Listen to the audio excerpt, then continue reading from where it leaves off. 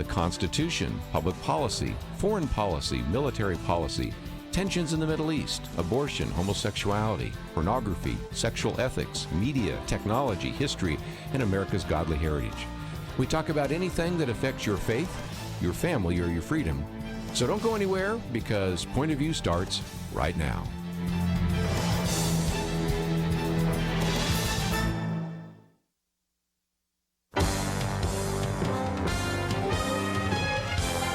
Across America, live, this is Point of View.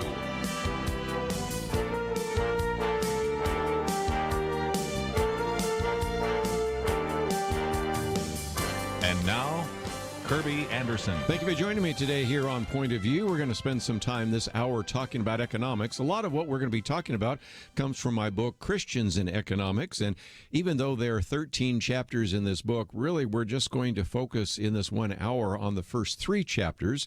And you will say, well, just 3 chapters out of a book that long? Well, you'll begin to see how very significant it is when you begin to talk about what the Bible has to say and how Christians should think about the subject of money and economic issues. So we're going to try to cover a number of things this hour. If you'd like to join the conversation, feel free to give us a call, 1-800-351-1212. Of course, you can leave a message on Facebook, because we also broadcast on Facebook Live. But in most cases, I encourage you maybe just sit back and listen, and to take some of the information that I've pulled together over these many years of study and try to educate us about how Christians could think about economics and money. And if you think about it, the Bible has a lot to say about money. As a matter of fact, if you start looking at every time the word money is mentioned, finances, gold or silver, you actually probably have more verses that deal with money than any other topic in the Bible. And so certainly there are a lot of principles, but let me put down 4 just in this first segment, and then we'll get into some specific aspects of that in terms of consumerism and materialism, what we might think about in terms of giving and tithing.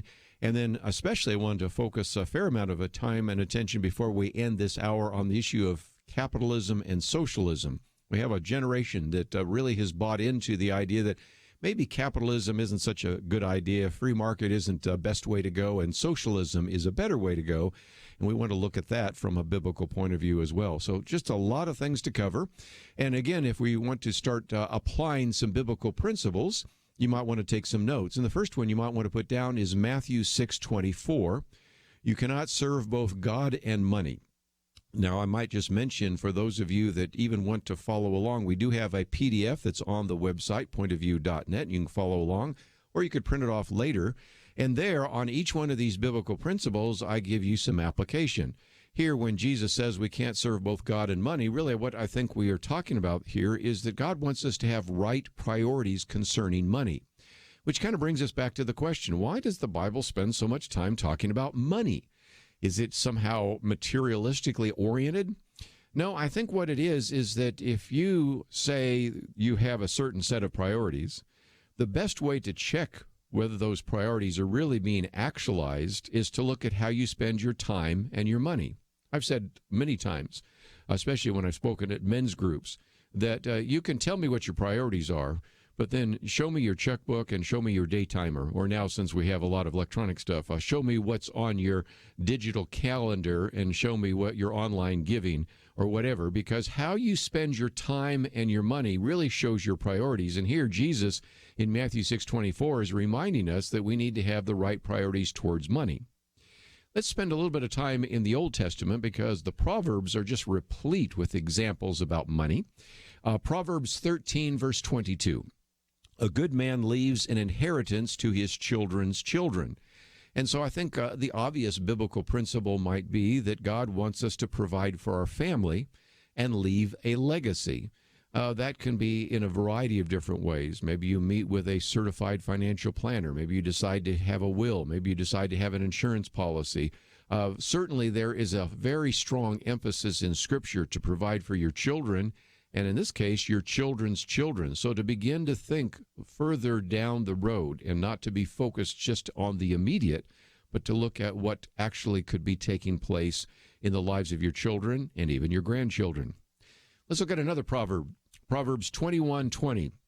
It says, in the house of the wise are stores of choice food and oil, but a foolish man devours all that he has. And so I think what that is telling us is that God wants us to save and thus provide for our future. In a sense, save for a rainy day. Now, I might just point out that we actually have state legislatures, Texas legislature being one that I'm familiar with, that actually has what's called a rainy day fund. And when you have a flood or a hurricane or a tornado, or you have some unexpected disaster, you have money set aside. Unfortunately, that may happen in some states. It certainly doesn't happen in the federal government, which has run up a lot of debt. And we'll get into the subject of debt in just a minute. But I think we certainly as individuals should have that as well. And the sad reality is most of us don't have savings. I have, on many of my commentaries, pointed out that most people, if they have any kind of emergency, they need to buy a set of tires, their air conditioner goes out, their refrigerator, freezer goes out, they would have to put it on a credit card because they don't have money set aside. And it seems to me here that it says the house of a wise man has stores of food and oil, but a foolish man devours all that he has. And we have a government that not only devours all that it has, but it even goes into debt. And so I think as we go through this, we can see that sometimes we corporately as a country and we individually sometimes have violated some of these biblical principles about finance. Well, one more from the book of Proverbs, and that is Proverbs 22:7. It's one that sort of relates to what we've just been talking about. The rich rule over the poor, and the borrower is a servant to the lender. And so it is a comment, obviously, about debt. Now, is all debt wrong? No. I mean, the fact that there are even principles about indebtedness and relieving indebtedness and those kinds of things in the scriptures suggests that certainly some kind of debt or an occasional debt is certainly something that an individual might engage in. But the issue is that I think the focus there is that God wants you out of debt and not to be enslaved by debt. Now, if you're listening right now and you have a lot of debt, you know what I mean, because here it says the borrower is a servant to the lender. Some of the translations say a borrower is a slave to the lender. And you know exactly what that might mean. You say, I'd love to go on a vacation. And your spouse says, how can we afford to go on a vacation? Because we have all this credit card debt.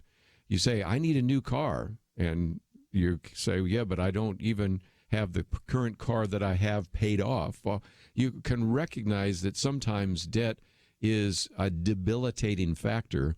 And the borrower sometimes has, if you will, power over the lender. This is something even at a national level some people have become concerned about because, indeed, the United States has gone from being the largest creditor nation in the world to perhaps the largest debtor nation in the world.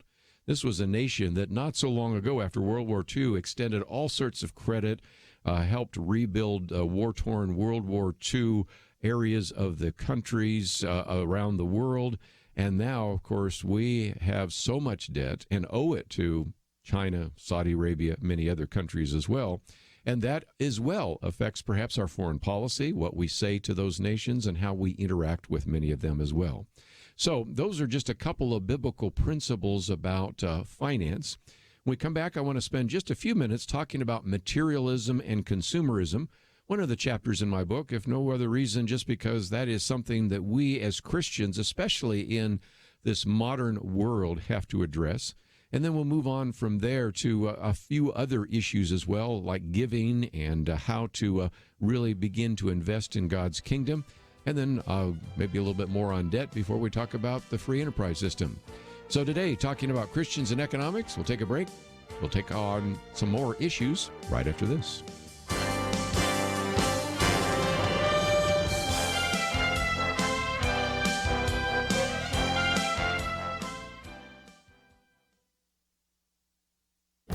This is Viewpoints with Kerby Anderson. Americans in general, and even evangelicals in particular, seem confused about important details of their faith. A study by Lifeway Research found that Americans don't know much about theology, and many evangelicals seem confused as well. Tyler O'Neill wrote about the 12 lies American evangelicals believe. Here are just a few of them. Americans generally believe that their personal salvation depends on good works. The survey found that 3/4 agreed with the statement that people must contribute to their own effort for personal salvation. More than half said that good deeds help them earn a spot in heaven. On the other hand, 60% said Christ's death on the cross is the only sacrifice that could remove the penalty of sin. This statement is closer to what the Bible teaches in Ephesians 2:8-9, "For by grace you have been saved through faith, and this not of your own doing, it is the gift of God, not the result of works, so that no one should boast." Americans seem to believe that everyone goes to heaven. The study even found that almost 2/3 of evangelicals described heaven as a place where all people will ultimately be reunited with their loved ones. Just over half of Americans agreed with the biblical view that only those who trust in Jesus Christ alone receive eternal salvation. Americans also believe that salvation can come through many means. Nearly 2/3 said that God accepts worship of all religions. Nearly half of evangelicals agreed that God accepts all kinds of worship, and this survey correlates with a survey done by Pro Ministries with Bronner Research of born-again millennials. Americans in general, and evangelicals in particular, accept a pluralistic view of salvation. You know, these surveys remind us that churches need to focus even more attention on teaching sound doctrine. And when we're witnessing to non-believers, we need to define our terms and clearly explain the message of salvation. I'm Kerby Anderson, and that's my point of view. For more information about issues covered on Viewpoints, visit pointofview.net. Pointofview.net.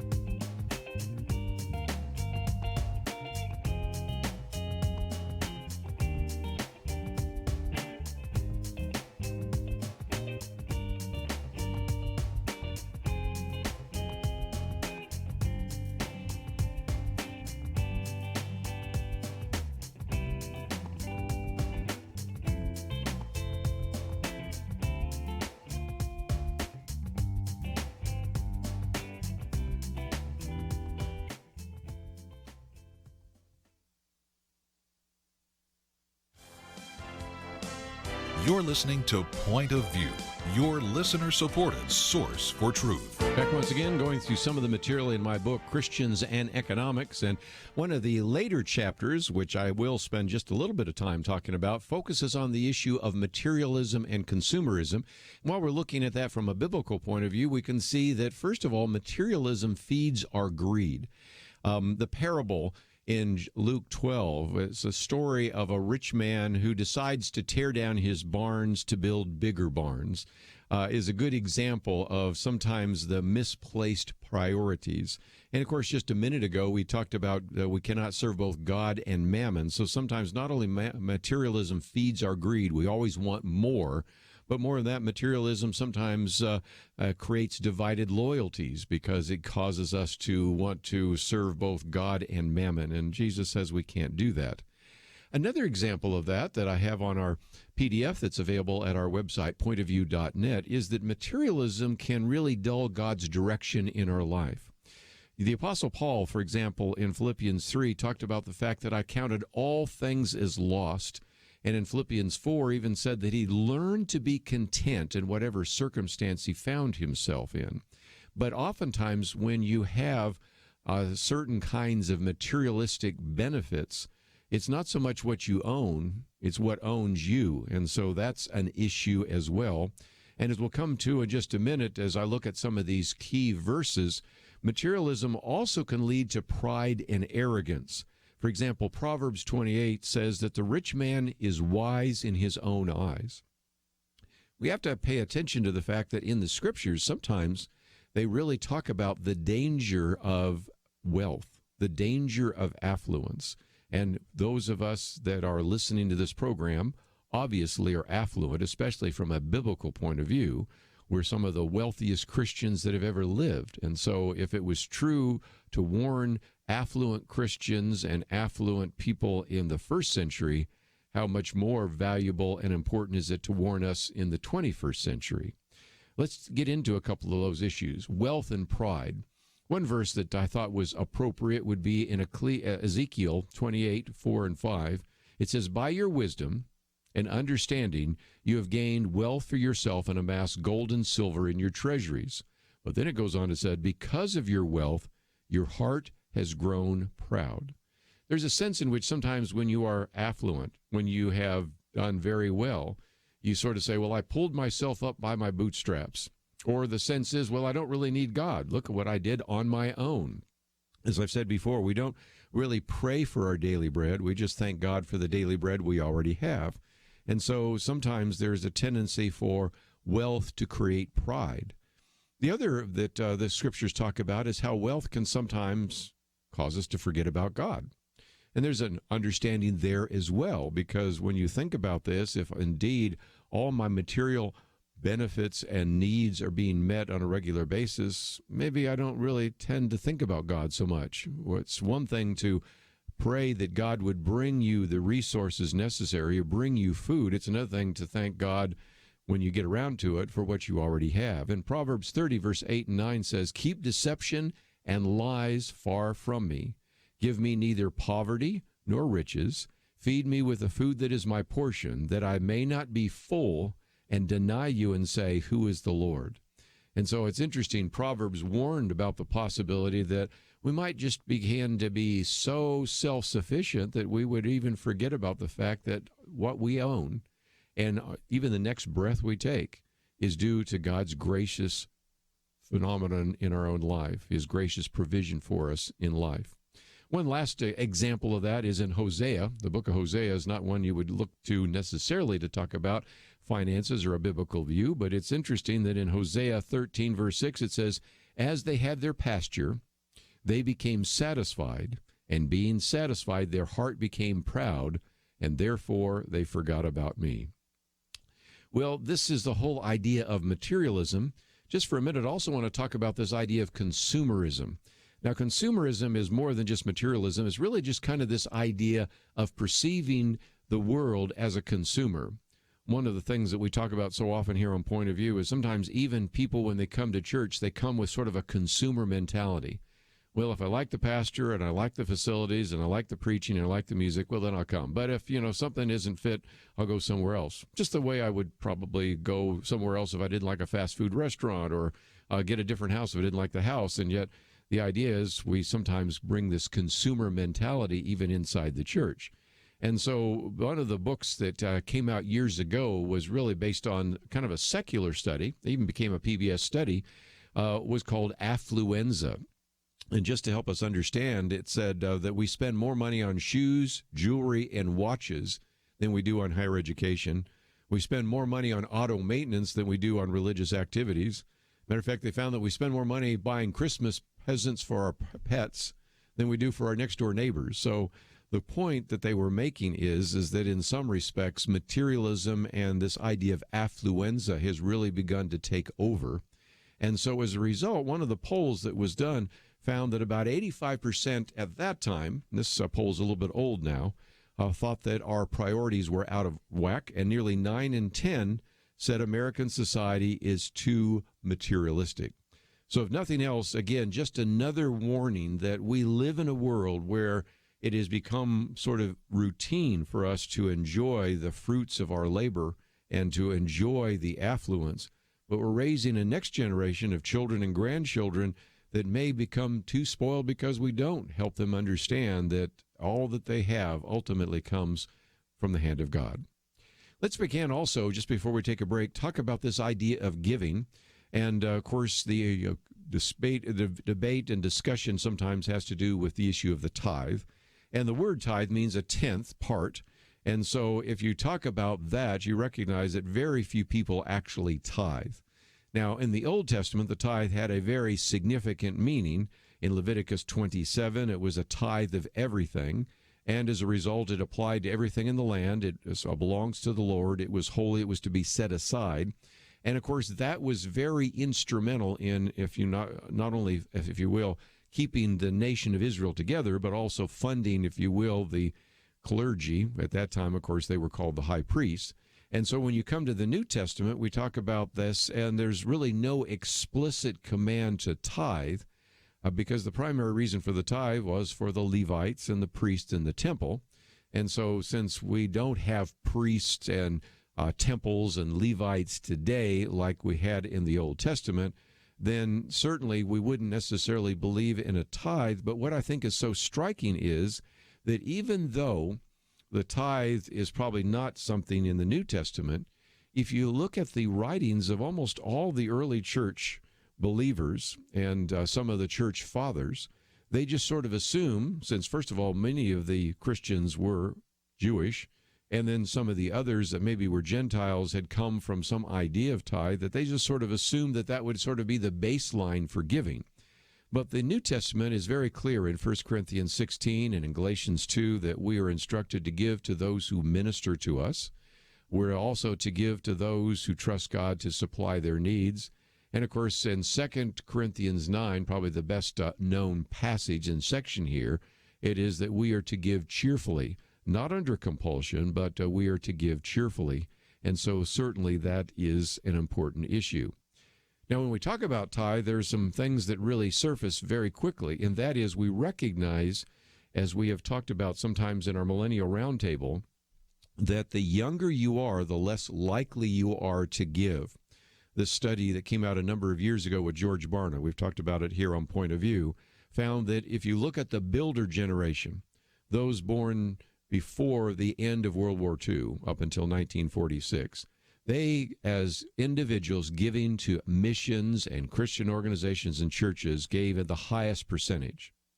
Then when you look at the so-called baby boomers, those born between 1946 and 1964, a lower percentage. By the time you get to what's called the baby buster generation and the millennial generation, you can call them Gen X and Gen Y, whatever you might want to call them, that is the lowest percentage. So there is a real concern that unless that turns around, a lot of the churches and Christian organizations will really be struggling as the older, more generous givers die off, go to be with the Lord. The younger ones aren't coming back with the same kind of dedication and sacrificial giving. One other thing I'll mention before we take a break, and that is the interesting phenomenon that if you actually make lots of money, you tend to give less. Those, for example, that gave the tithe, very high percentage of people that under, say, the $20,000 a year to $40,000 a year range gave much more significant in terms of percentage than those who actually make more than $75,000. So again, the more you make, sometimes the less likely you are to tithe, which is, again, an interesting statistic. A lot of it found in the book. We're going to take a break and get into some more specific and practical questions right after these important messages.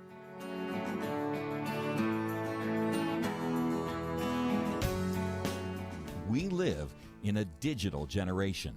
Point of View is reaching this often overly plugged-in generation with truth. You can keep up with us 24 hours a day using your phone, your tablet, your laptop, or your desktop. Search for the Point of View Radio Talk Show on Facebook, where you can keep up with today's issues, learn about current and upcoming guests by liking us on Facebook. Also, follow us on Twitter. Our handle is @PointOfViewRTS. That stands for Point of View Radio Talk Show. Learn, interact, make a difference with Point of View using new media. And here's one way you can make a big difference. Help us increase our reach by spreading the word among your friends. Share a Facebook post. Tag us in a tweet. With enough joining us to plant seeds, we'll see a tremendous harvest. Come on, it only takes a minute. Search for Point of View Radio Talk Show on Facebook, @PointOfViewRTS on Twitter, and subscribe to the Point of View Radio Talk Show channel on YouTube. Learn, interact, share. The Point of View Radio Talk Show. Point of View will continue after this.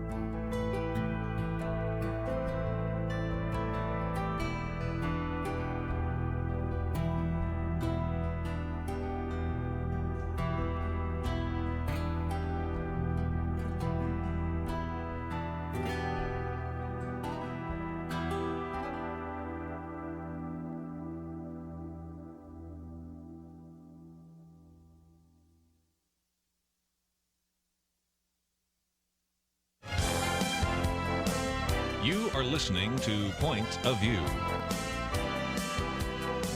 The opinions expressed on Point of View do not necessarily reflect the views of the management or staff of this station. And now, here again is Kerby Anderson. Continue our teaching now on the subject of Christians and economics. Again, a lot of it comes from my book, Christians and Economics, which we do make available at the website, pointofview.net. The PDF of what we're talking about is also available there, so you can follow along. And in this last half hour, I wanted to spend some time talking about biblical principles about economics, as well as the whole issue of the free enterprise system and capitalism versus socialism.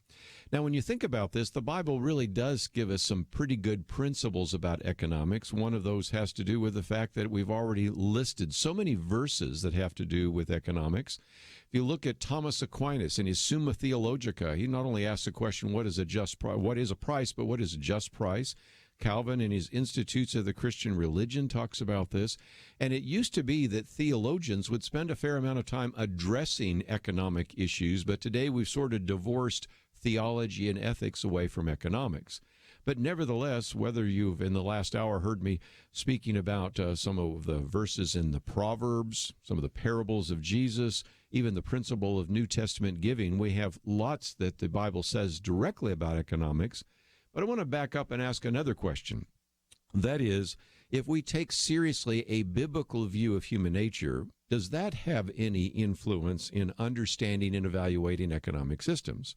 Because obviously, first of all, we recognize that we're created in God's image, and thus that means we have rationality, and so we are able to make wise choices. We're able to control an economic system. But we also recognize that we are sinful, thus tend towards greed and exploitation.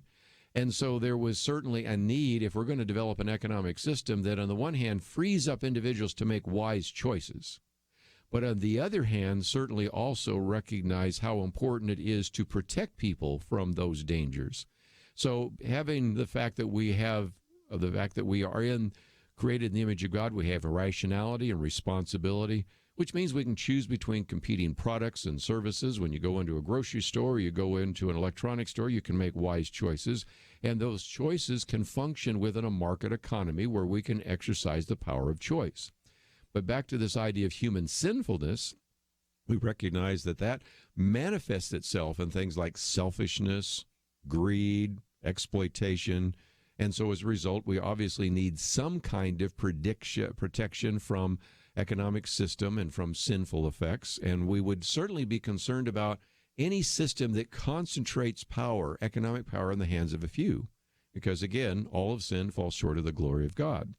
So if indeed we understand that, we certainly recognize that there is, first of all, human sinfulness, but also because of Genesis 3, we also recognize that not only is human nature fallen, but the world is fallen.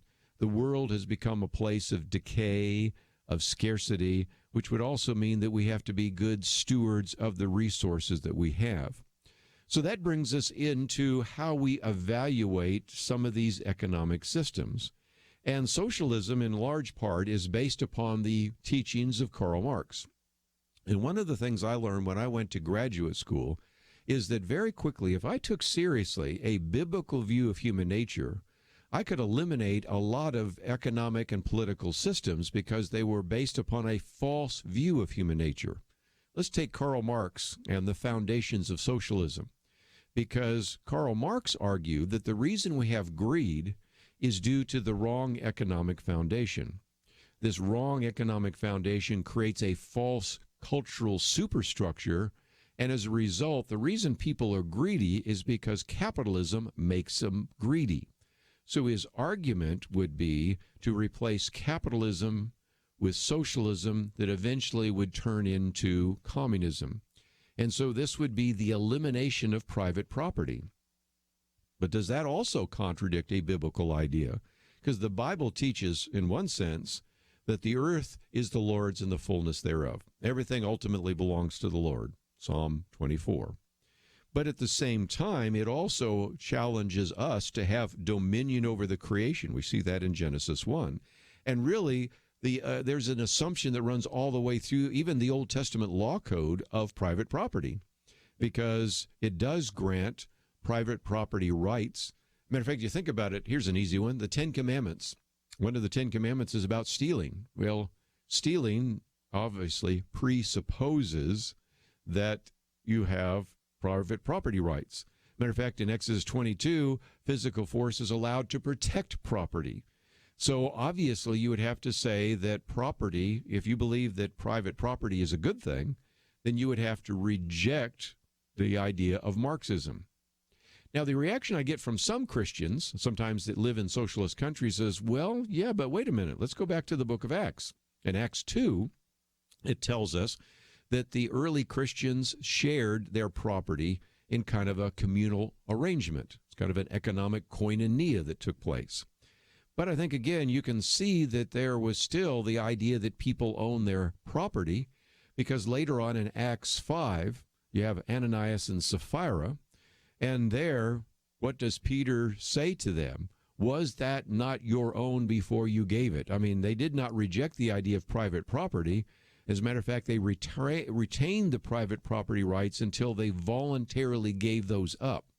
And again, I think there are times in which Christians throughout the century have said, we want to have a communal nature, or we want to be in a monastery, or we want to help one another. Those are all voluntary. That's very different than socialism that says we will prohibit you from owning private property.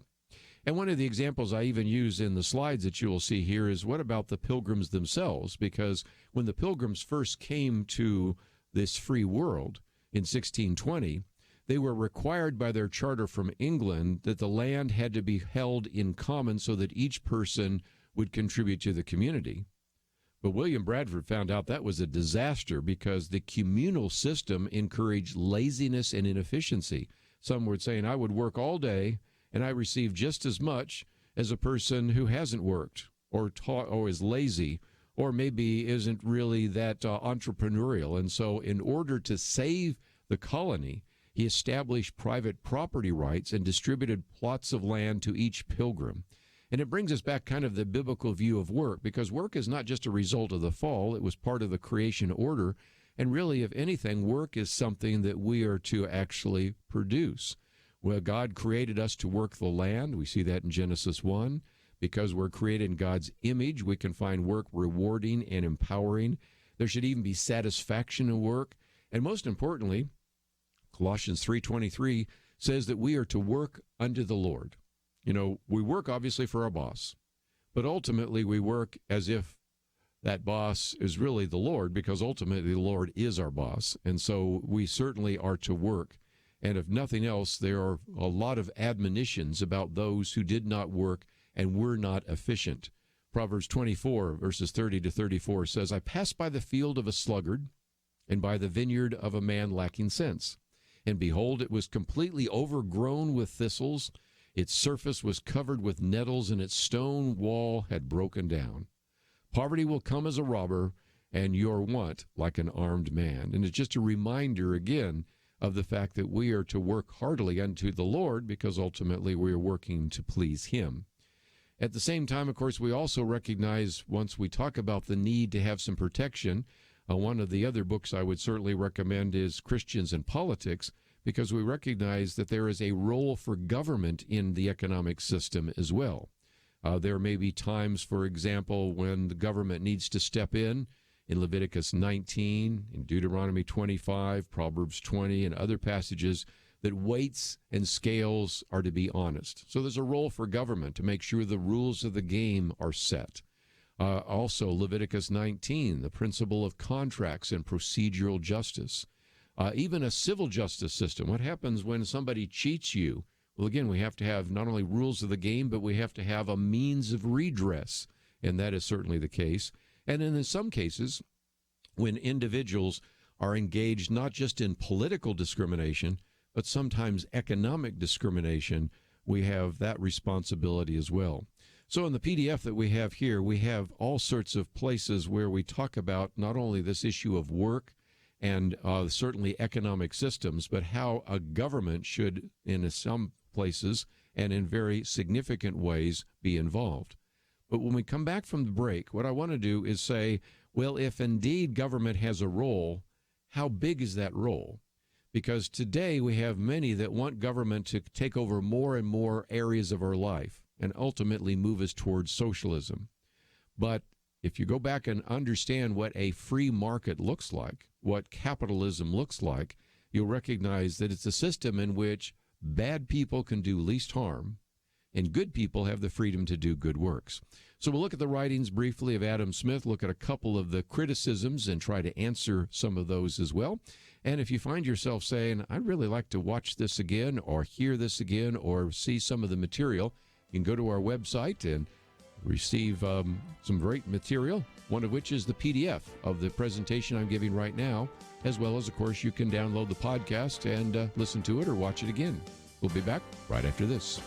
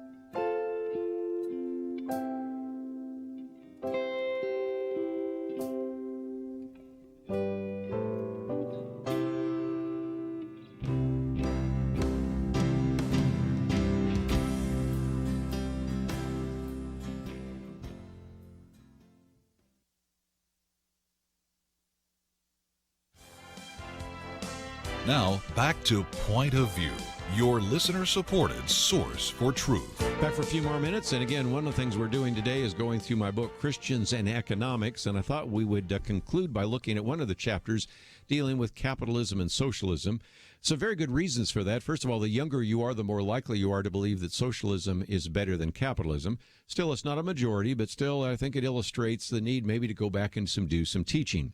Well, the idea of a free market system goes back to a man by the name of Adam Smith. He wrote his book, The Wealth of Nations, in 1776. And he was really arguing against what was called the mercantile economic system. And it was based upon three major premises. First of all, self-interest. And that is the idea that indeed it is not, as he said, from the benevolence of the butcher, the brewer, or the baker that we expect our dinner, but from their regard to their own self-interest. And so, first of all, it recognizes that there is self-interest. Second of all, there was this idea of the invisible hand. He said neither intends to promote the public interest, yet they are led by an invisible hand to promote an end that is not part of his intention. And so the first idea was self-interest, the second idea was private property, and the third, he used a French phrase, came from the French physiocrats, called laissez-faire.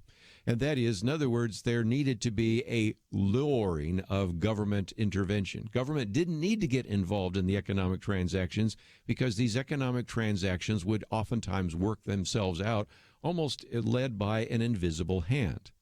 Now, key to his belief was also a belief in private property, because after all, private property was not to be held in common, but could be freely traded in a market system, that profits could be generated from the use and exchange of this private property, and this, in a sense, made every person accountable to his own productivity. And so this idea of laissez-faire and minimization and the limiting of the role of government had some advantages, because what it not only did was it actually liberated economic potential. It allowed individuals to pursue whatever they might want to do, their entrepreneurial activities, and to receive the benefits from that. But when you minimize the role of government, not only did it bring about a great deal of economic freedom, it also brought out a great deal of political freedom, because the government was not as involved in your life. When you limit the scope of government in economics, you also limit the scope of government in every other area. And one of the things I put in the PDF, which we're making available on our website, pointofview.net, is a chart that came out a number of years ago, and now the numbers look just as good as they did then. And that is when you look at those countries that have freedom, and each year Heritage Foundation puts together a list of freedom countries, from those which have the greatest amount of freedom to those which have the least amount of freedom.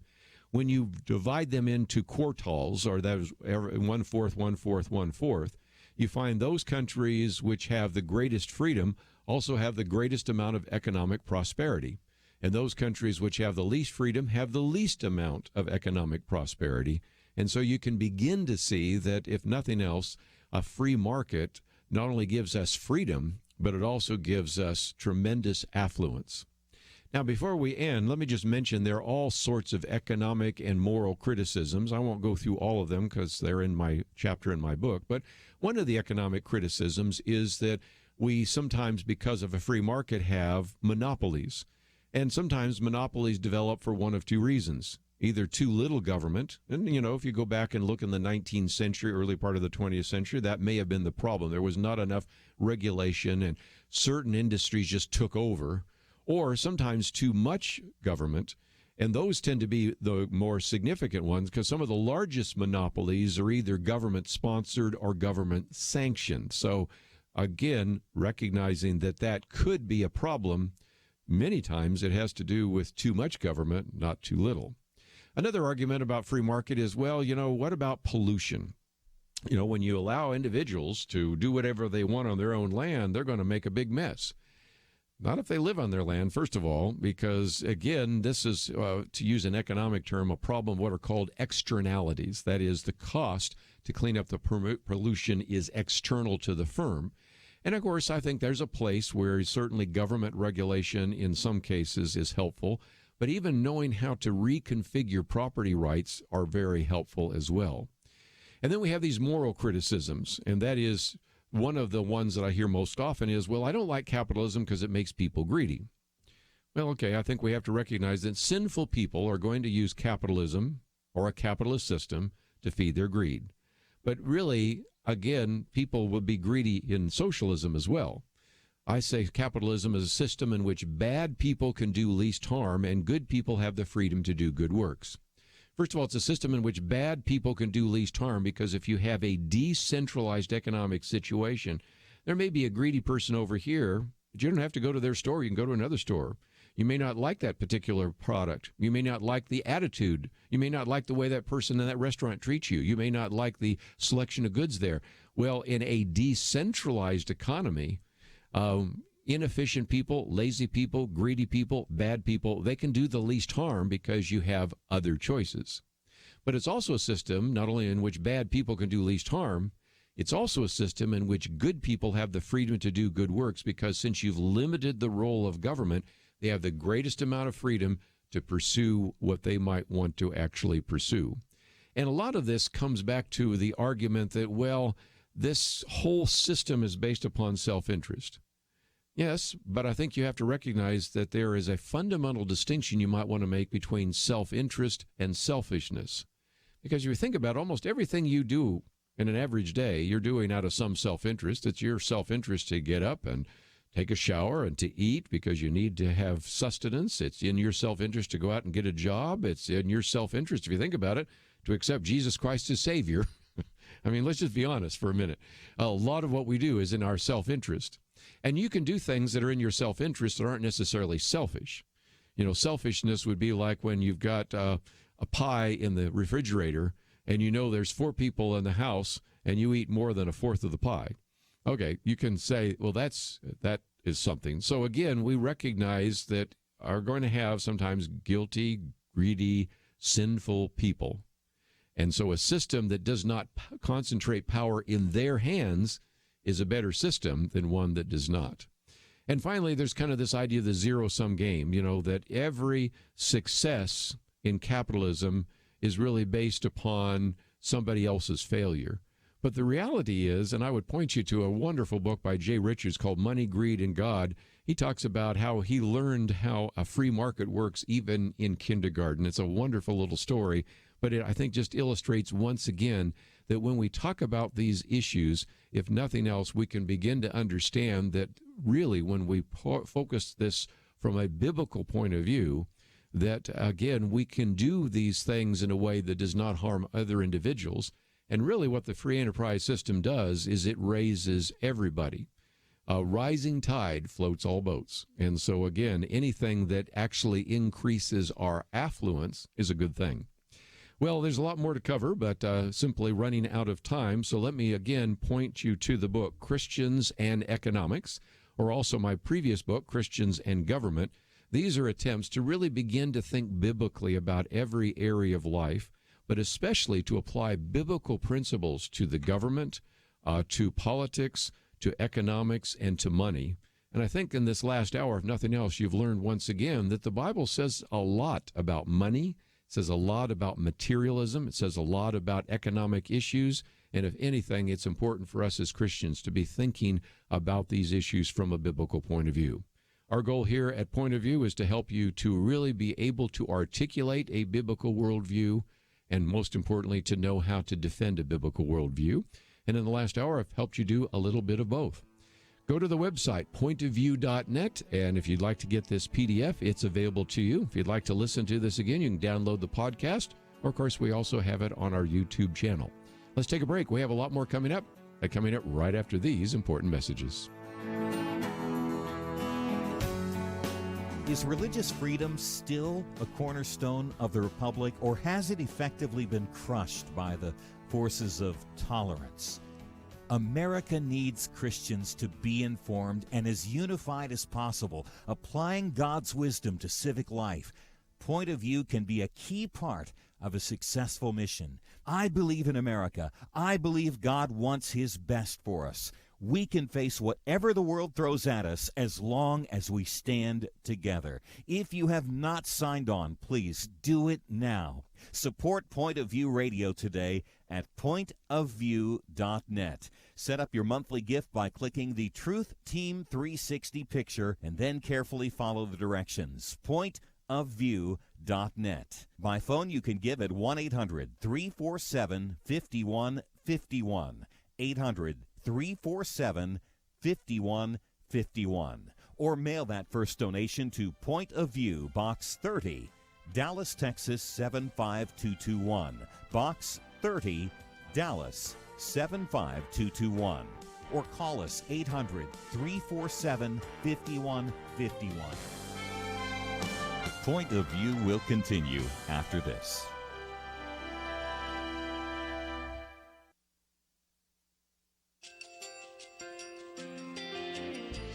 I just want to thank you so much for all the wonderful programming you have. You're just absolutely fantastic. I recently started listening to Point of View, and I really found it interesting because of the different subjects you cover. Thank you for that. I really appreciate everything that you do in keeping us informed. Thank you, Kerby, for everything that you have been doing. I appreciate all the work that you're doing, advocating for the Word of God. Thank you so much. Point of view, I think, is absolutely necessary because it's a Christian perspective, a biblical worldview perspective, and receive very current, up-to-date information about what is really going on, week to week in our culture, which is changing so rapidly, and yet it's morally sliding backwards. Yeah, first of all, I thank you guys. Y'all's program is wonderful, and enjoy it every day. I learn so much every time I listen to it. Point of View Radio Talk Show.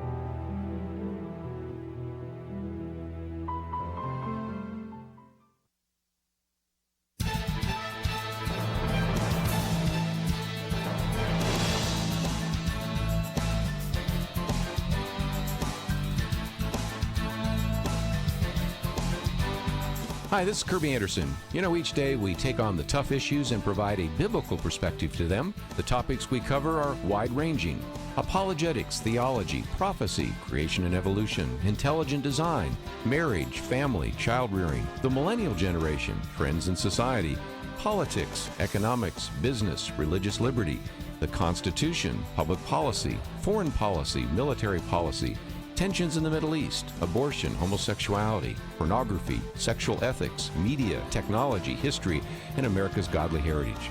We talk about anything that affects your faith, your family, or your freedom. So don't go anywhere, because Point of View starts right now.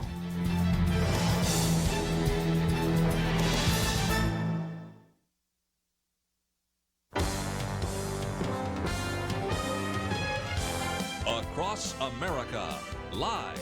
This is Point of View.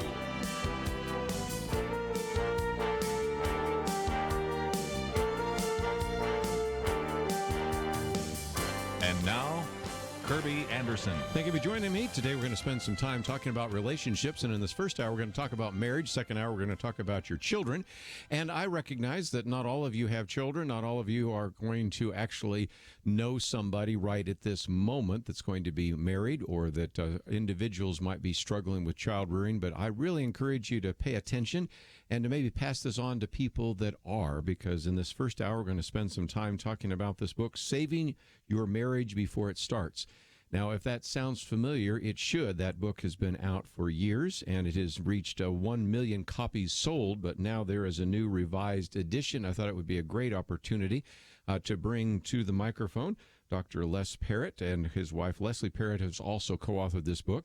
He's a master communicator, an individual spoken to all sorts of different groups, from corporations to professional athletes. He is the founder of realrelationships.com, a professor of psychology at Seattle Pacific University, and also the co-creator, along with his wife, of eHarmony Marriage. Many of the books you may be familiar with. I might mention one, High Maintenance Relationships, also a kind of a follow-up, The Control Freak. I did a whole kind of series on high maintenance relationships for my Sunday school class years ago. People just really loved it. Of course, some of his other books, Your Time-Starved Marriage, Saving Your Marriage, and of course this one, Saving Your Marriage Before It Starts. And Les Parrott, always great to have you on the program. Hey, Kerby, thanks so much. Great to be with you again. When you wrote that, did you know it was going to sell 1 million copies? Isn't that amazing? Never dreamed it, and I'll tell you, that book is just keeps going and going. I think it is such a strong trigger point in people's lives. And, you know, people are never more motivated to do something proactive for their marriages than they are at the very front end. And for good or for ill, that's how it is. And so it's been terrific, and we always hear every day. I love hearing stories from couples that have found some help through this book. So I'm glad to talk about it with you. Thought I might talk about a few of those stories in just a minute, but I think it's kind of funny because you start the book by saying we did not have premarital counseling, and I kind of think a lot of us that actually do something on relationships can admit to that. But then you said we spent the first year of our married life in therapy. So, you know, it's the old West Texas phrase: I've been rich and I've been poor. Rich is better. You know, I've had marriage counseling, or I've been in therapy. Marriage counseling is better, don't you think? Absolutely. And I'll tell you, we were both, we both grew up in homes where our dads were pastors, and you would have thought that we would have had some kind of premarital education, but we didn't. I think folks just thought, oh, they have the same first name. They're both Leslie. They should do fine together, or something, because we just never got that kind of help. But and I'll tell you, we're not alone. Only 5% of the population that gets married has any kind of serious premarital work, and that's a stat. We're out to change that. In fact, we are out to change that big time, and that's one of the reasons I'm so passionate about this message. Can we predict actually who would have a happy marriage? It seems to me that we've pulled together a lot of research over the years to recognize that couples that do not know how to fight fair, do not know how to communicate, it seems to me on the front end we can have a pretty good indicator of which marriages are going to be successful and which ones are going to have really rocky roads. You can. We have more research at our fingertips on that than ever before. And by the way, we also know that those couples that do get some kind of premarital help, that read a book, that see a counselor, that take an assessment, these couples lower their chances for divorce by at least 31%. And so that is motivation enough. But, yeah, you can predict. In fact, there was a fascinating study done right here in our own backyard in Seattle, Washington, at the University of Washington.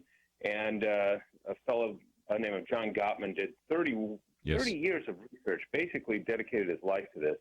And he's been able to predict whether a couple will succeed or fail in marriage with a 94% accuracy rate. Think about that. 94 times out of 100, he's right, based solely on how they fight. Yes. Not whether they fight, not how often they fight, not what they fight about, but just how they fight. And he looks for the presence of certain things. And, of course, we talk about that in this book, Saving Your Marriage Before It Starts. We have a chapter. The whole book is around 7 questions you need to ask before and after you marry. And one of those questions is, do you know how to fight a good fight? So we're big believers in this message of bringing together God's wisdom, biblical wisdom, godly character in a marriage, and coupling that with research. And that's what we've tried to do. And on top of it, put the cookies on the bottom shelf so it's easy to get to. Yes, again, that sex question we'll get to, certainly, do you know how to fight a good fight? And, of course, things like escalation and avoidance and all sorts of other things that we've talked about sometimes on this program. But let's, if we can, just before we get into some of this, Rick, talk about some of the resources. First of all, Saving Your Marriage Before It Starts, the acronym is SYMBIS, so that's helpful. If you go to our website right now, we have, for example, a video that you can watch of the DVD, and so that gives you a little bit of an understanding of that topic, and you know what I oftentimes encourage you to do. Take that video, hit that share button, put it on your Facebook page, and start a conversation or send it to someone who needs to know about this. Of course, we have a link there where you can actually order the book, and, of course, you can find out quite a bit about Les and Leslie Parrott. Again, just an outstanding resource that you can have there. It's lesandleslie.com, but you don't have to remember how to spell it or anything. We have a link to it there on the website. And you're really encouraging couples, or, again, we have a lot of pastors and Bible study leaders and things like that, to get the book and the DVD, because then that gives you a chance to work through the written material, but also have a chance to interact with you through the DVD series, correct? You got it. And we have done everything we possibly can to make it as easy for those leaders on the front end of ministering to couples, pastors, Christian counselors, marriage mentors. And so, as we like to say, just add water. We've got the DVD, we've got the his/her workbooks. And then when we revised and updated this, Kerby, we did something. Our publisher, Zondervan, said, hey, this thing's hit 1 million copies. Let's give it a fresh look. And I said, I want to do more than just give it a fresh look. We did a listening tour with 300 churches, asking them, what do you do on preparing couples for lifelong love, and what can we do to help you do that better? And it was out of that experience that we designed something called the SYMBIS assessment. Right. And this SYMBIS assessment is taking pre-marriage work to a whole new level. And I don't say that flippantly. That is with great intention. We've been at work on this for a number of years and a lot of resources. And the whole model is set up, if you don't mind if I mention this, it's set up so that you get trained and certified in how to use it with couples.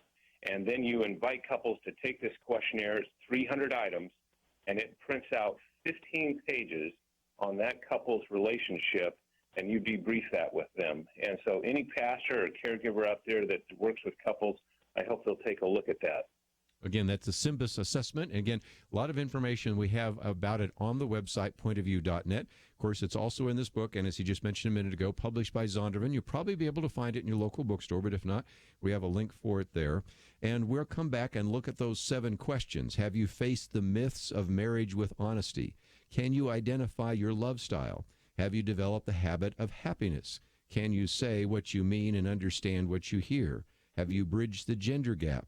Do you know how to fight a good fight? And are you and your partner soulmates? So we're going to look at each one of those issues. And when we come back from the break, work our way through those 7 questions, which are part of Saving Your Marriage Before It Starts. Dr. Les Parrott with us. We'll be back right after this.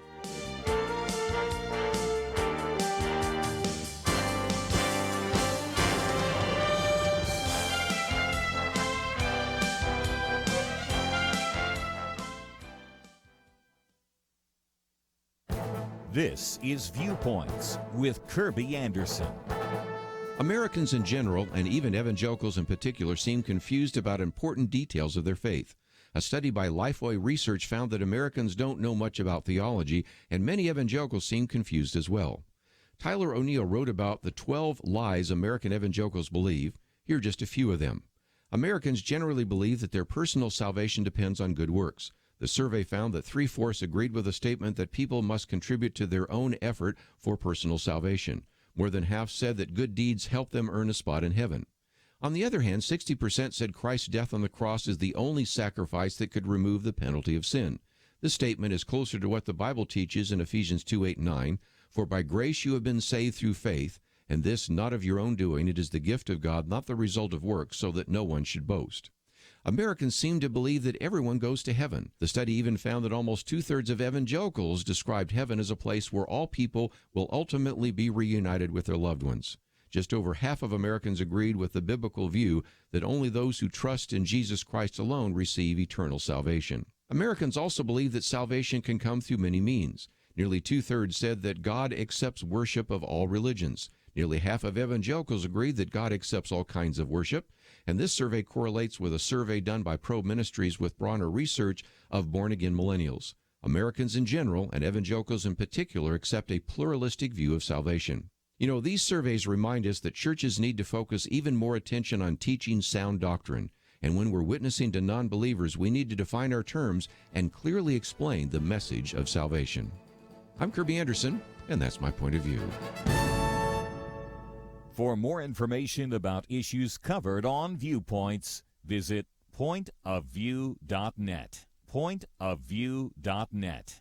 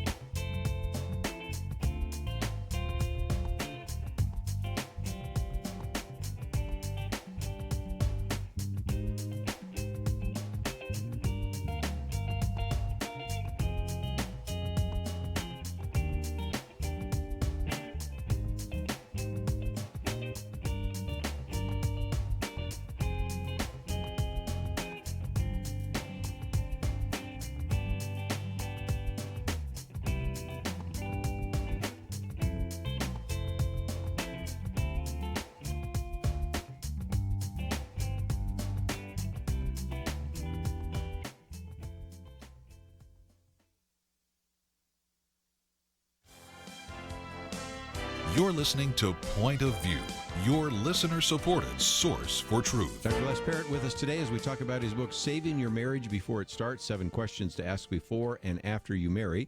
And let's work our way through some of those 7 questions. 1, have you faced the myths of marriage with honesty?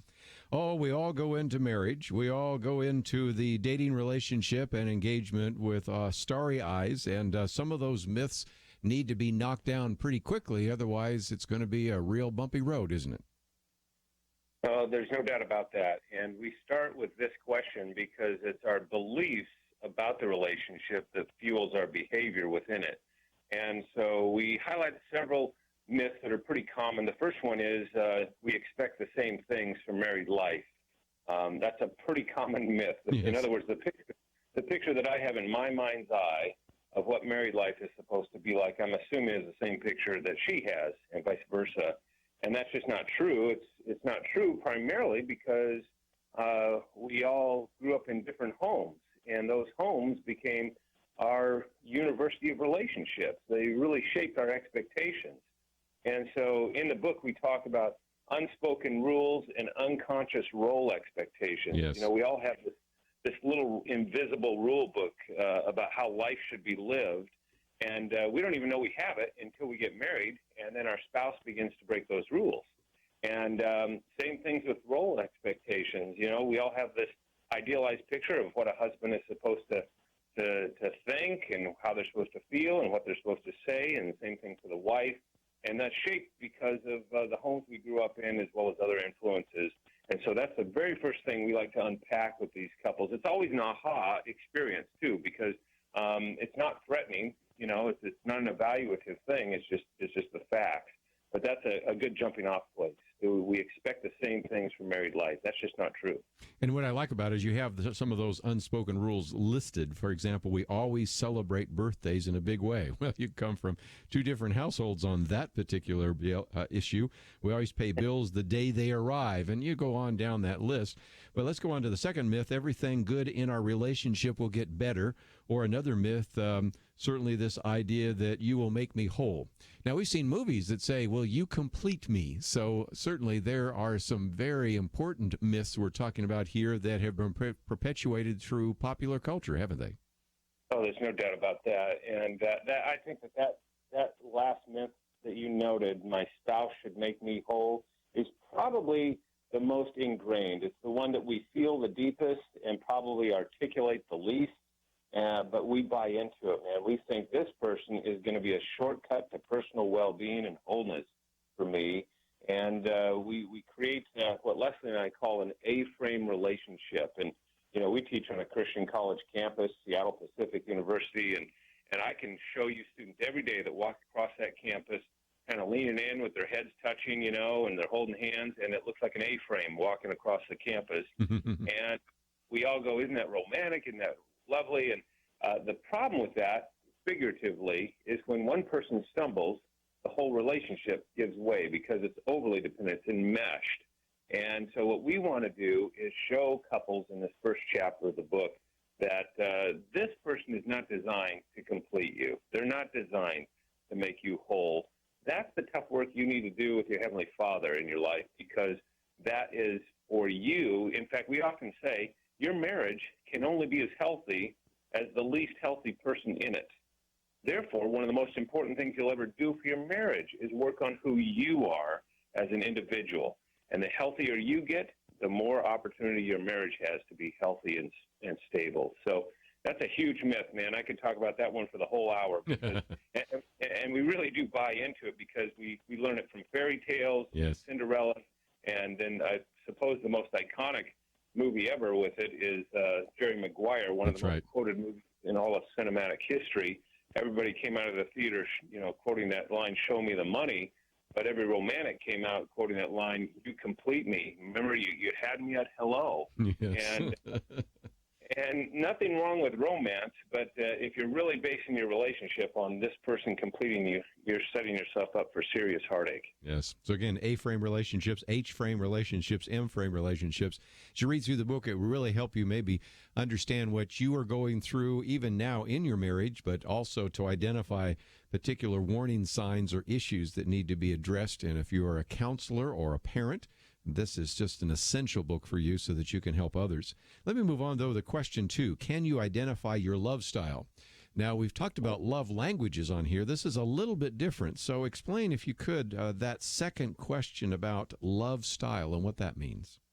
Yeah, you know, for the longest time, we've left explanations of romantic love to poets and lyricists and musicians. Social scientists didn't have much to say about it. Primarily because it was too mushy, you know, it wasn't scholarly enough to study.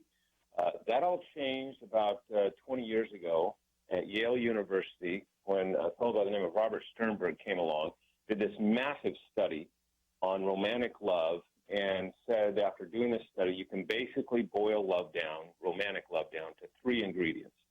And the first is passion, and he puts these on a triangle, so you can picture that in your mind's eye.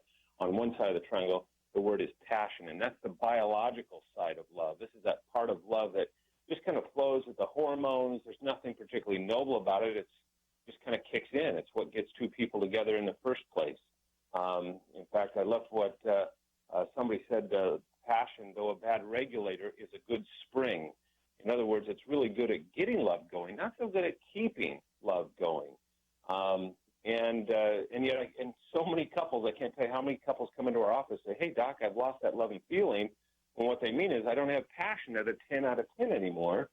And the research says, well, you're not supposed to. It's just 1/3 of romantic love. On the other side of the triangle, the word is not passion, but intimacy. And this is the emotional side. Whereas passion is biological, this is emotional intimacy. And that's that sense of connectedness, that you get me and I get you like nobody else on the planet. And that's a wonderful experience. And again, a lot of people can base their relationship on that. And then they wake up some morning and go, I don't think he even knows me. Or how could she have said that? And so that's, again, just a third of what love is. And then on the base of the triangle is commitment. And that's the willful side of love. That's that part of love that truly is a decision. And you can kind of think of these as the hot, warm, and cold ingredients of love: passion, intimacy, and commitment. And commitment says, in spite of all the uncertainty in my life, in spite of all the things I can't seem to pin down, I'm going to make one thing in my life rock solid, and that's my relationship with you. And I often tell newlyweds, if you wake up some morning after you get married and you realize you have all three of these ingredients at a 10 out of 10, and so does your spouse, take the day off work. It's going to be a really good day, right? But we can't expect to wake up every morning of our married life with all three of these ingredients at a 10 out of 10, because the bottom line of all this research was to show that love is very, very fluid. Romantic love is not a static thing. There's an ebb and flow to it. There's seasons to it. And the kind of love you have today isn't the kind of love you have 10 days from now. Love changes. And that explains a lot. Of course, we see Hollywood where, these couples come into and out of love, or, they used to call it the 7-year itch, but it's really not even 7 years, because that, if you want to use a term that you might remember from geometry, if you look at passion, intimacy, and commitment like an equilateral triangle, in other words, each one of the sides is equal, most of the time one of those gets too short, and it might be the commitment part, or it might be the intimacy part, or whatever it might be. And so you have a very good diagram about this, and so I need to take one of those mandatory breaks. When we come back, we'll talk about that, and also really raise a question that we've done a whole program on. That is the issue of living together, cohabitation. How does that affect love? And these are, of course, just 2 of the 7 questions that really need to be asked and answered before you marry, or even now if you are married, to answer those questions now that you are. It's part of this book, Saving Your Marriage Before It Starts. Dr. Les and Leslie Parrott are the authors, and of course I might mention some of their other books that you can find, and please take the time to visit their website, because that was a way that you can begin to learn about some of the material that they are making available. It's lesandleslie.com. We have a link to it on the website, and of course we've been talking about SYMBIS. There's a SYMBIS assessment, and there are all sorts of other resources, and of course we've also posted, as I mentioned just a minute ago, a video that you can watch, and then maybe you can click on that share button, put it on your Facebook page, or send it out as a tweet on Twitter, or maybe send it out to somebody that you know by email, or put it on your blog, and that will start a conversation and educate some other people about a resource that they may or may not know about. So lots of things to cover with Les Parrott, but if you'd like to join us later in the program, that number is 1-800-351-1212, and you can find all the information we're talking about today on our website, pointofview.net. So let's take a break. We'll come back with more with Dr. Les Parrott, try to answer a few more of those 7 questions right after this.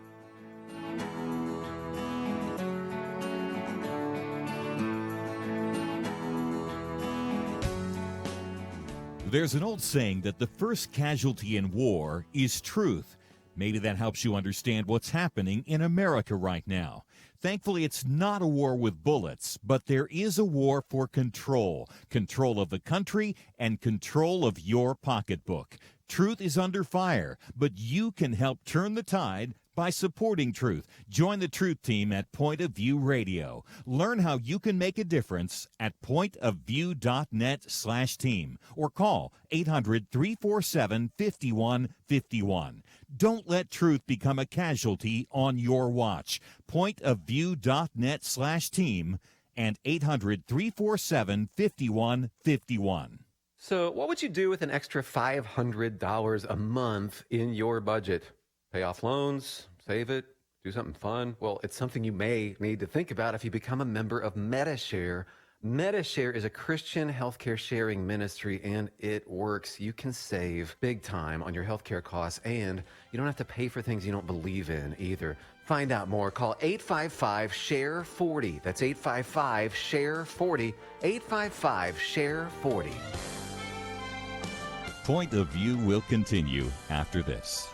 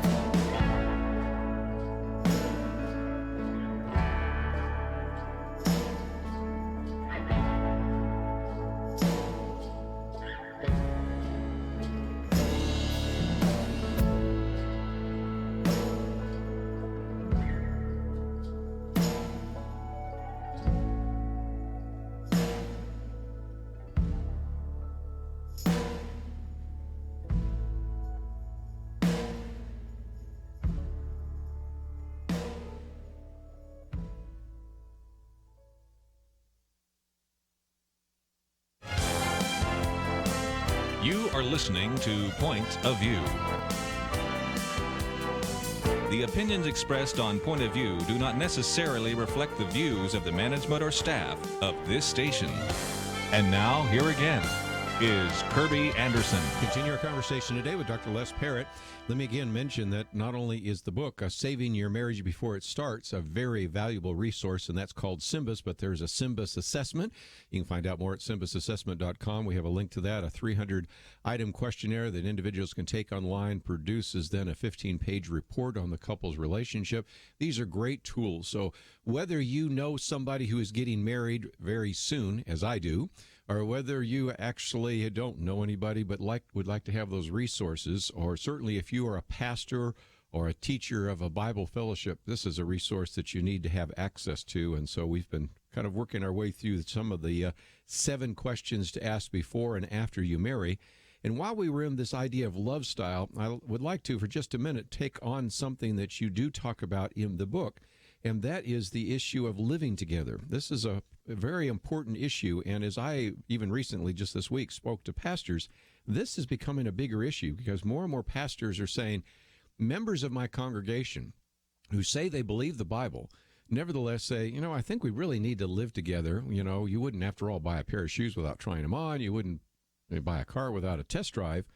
But there are some very good reasons in this chapter on identifying your love style that certainly need to be addressed, and living together is, I think, a prescription for a future divorce, don't you think? Well, I do, and it's a challenging issue, and it's probably in the top 3 or 4 questions that we receive just almost on a daily basis, not only from couples, but from those people on the front lines of marriage ministry, and it's not unusual. Every week we hear from a pastor someplace that says, I don't know what it is, but it seems like nearly every couple I'm marrying and doing pre-marriage work, they're already living together. What do I do about that? And so one of the things we did, in addition to including information on it in this chapter, we actually have a guide on our website at lesandleslie.com where people can see about 20 pages of the research on this, because it's pretty staggering. First of all, let's just say this. It's so common. In 1960, we had about 450,000 unmarried couples living together. Today, it's edging towards 8 million couples. So it's common. What do we know from research? Well, we know that couples that live together before they get married, that cohabit, are more prone toward divorce, and the research was very plain on that a few years ago. It's a little bit more mixed these days, but still leans in that direction. And not only that, but these couples are less happy. Once they do get married, their sex lives aren't nearly as fulfilling as couples that wait on premarital sex as well. So a lot of reasons. And in fact, the researchers call it, this is the biggest risk. It's called from moving in a direction of sliding rather than deciding to get married. In other words, when couples cohabit, it's often for pragmatic reasons. Oh, it's cheaper, we can share the bills and so forth. And so they do it for financial reasons. And rather than really talking about marriage, it's just this gradual thing that kind of happens. And we sleep over every once in a while. Now we're sleeping over a lot. And now we've moved in together. And it's nothing we really consciously even decided on. It's just we kind of slid into it. It kind of evolved. And because of that, your standards go down. It's not like you're making a decision. And so you have lower standards for this person being my spouse. So lots of reasons contribute to that, and that's why most researchers in the know are very cautious about it and will steer couples away from it. It is interesting, too, because you quote from the National Marriage Project, and as I've said before when I speak to audiences, okay, you might think, well, because I'm a Christian, I'm saying this, but I'll tell you, there are people that have actually done this research who could not sign the doctrinal statement at where you work at Seattle Pacific University or sign the doctrinal statement of your church, who nevertheless are saying that living together before marriage is a bad idea and basically undergirding some of these biblical principles, even though obviously they're not Christian. Yeah, for sure. And not only that, we see this phenomenon for men. Living together is a way of postponing marriage. Yes. And for women, it's a way, they think it's going to speed up the process of getting marriage. And so you have this gender asymmetry that takes place. And so there's just, I mean, the list goes on of reasons this is not a good and healthy idea. And then, of course, you bring into the mix of your biblical standards and character issues on top of all that. And as we all know, all truth is God's truth, and that's why it makes sense. Well, again, just a lot more to cover in any one of these questions, but I'll keep the train moving down the track. So question 3, have you developed the habit of happiness? That would really strike some of our listeners as, do I have to focus on happiness, and what are the things that sabotage a happy marriage? Talk about that if you might. Yeah, I love talking about this particular chapter because it's one that we, years ago when we wrote this book, we thought, well, maybe this shouldn't be in here. This is not typical content for pre-marriage. But we get more email, more response from couples and our facilitators on this topic than anything else in the book, believe it or not. What is it? The habit of happiness. To boil it down, it's really that capacity to adjust to things beyond our control. And the research shows if we didn't have this within marriage, it would be a very, very bumpy ride. This is kind of the shock absorber system that you put into your marriage relationship. And we all need that. Why? Because every good marriage eventually bumps into bad things. Mm-hmm. It doesn't matter how loving you are. It doesn't matter how spiritual you are. It doesn't matter how blessed you are. Every marriage eventually bumps into something bad. And that's why you need this capacity to adjust to things beyond your control. We call it the habit of happiness because it came out of research at Stanford when a professor there that actually has a building named after him, which is rare. Usually those go to donors, but this guy was so beloved many years ago. And he wrote one of the very first textbooks on marriage and family. And in there, he has one single sentence that is italicized. And, of course, when an author uses an italic in a sentence, he's saying, wake up, pay attention, this is important. And that sentence says, if you want to find the most marriageable person or the most important quality of a marriageable person, rather, is the habit of happiness. Yes. And he goes on to unpack that and explains it's this deep, abiding joy that comes about when we rise above life's circumstances and decide to be happy in spite of them. And so that's really what this chapter is all about. And I got to tell you, one of the things, almost every month we hear from a couple that has just gotten back from their honeymoon, and they feel compelled to send us a note because they say, we already put that chapter into practice. And one of our favorite stories is of a couple who went to, he surprised her for their honeymoon, and up here in the Northwest where we live in Seattle, he took her on a honeymoon to Mount Rainier to go camping. Uh-oh. That was not her idea of a honeymoon. No, boy. On top of that, it rained, and they could hardly get a fire going. And she said, I remember looking out the flaps of that tent as he was trying to put this little fire together to keep us warm. And I thought, this is miserable. I can't believe he's doing this to me. And then she said, I was struck by reading that chapter and recalling it and saying, this is going to be a part of our story forever. And I can either decide to rise above it or I can complain about it and blame. And she decided to rise above it and said, help me find what you love about camping. And he said, well, not much, really. And they decided to get in a car and drive to a hotel. But, that's what it's really about, the habit of happiness, adjusting to things beyond your control. Yes. You even have the section there on the power of negative thinking. It kind of gets back to the issue that we'll talk about in just a minute in terms of fighting, because negative interpretation is part of that. But again, you can choose to be happy even in the midst of the circumstances. So let me take a break, and we'll come back and pick up one or two more of the questions. Can you say what you mean and understand what you hear? Of course, we talked about the importance of fighting a good fight, and so we'll get into a little bit more of that. It's all part of the book, Saving Your Marriage Before It Starts. If you just joined us, this book has been around for some time. It has reached 1 million copies. They have decided to revise and expand it, and at the same time put together an assessment that you can find out more about by reading the book, but also by finding some of the material we have on our website, pointofview.net. So take the time to click on the picture there of Les Parrott. As you do so, that will take you to lesandleslie.com. there's a place where you can find out more about them, about their store and videos and other resources, even the assessment we talked about. We have a place for you to order the book, but also, as I mentioned before, about a 1.5-minute video. Just a very simple thing for you to watch today. So we encourage you to watch the video, then see if you can click on that share button and post it somewhere. Post it on a Facebook page that you might have, or on a blog, or send it to someone that needs to know about that. Maybe even your own pastor does not know that these are resources that will help him actually counsel couples. And so take the time to pass on some of this information that you've heard today to other couples. And as I mentioned, second hour today, we're going to get into children, but right now we're talking about marriage. And if you have any comments or questions, this is probably one where I think you just sit back and listen. But if you've got some specific question, we might take it. 1-800-351-1212. Saving your marriage before it starts. 7 questions to ask before and after you marry. We'll be back with more right after this.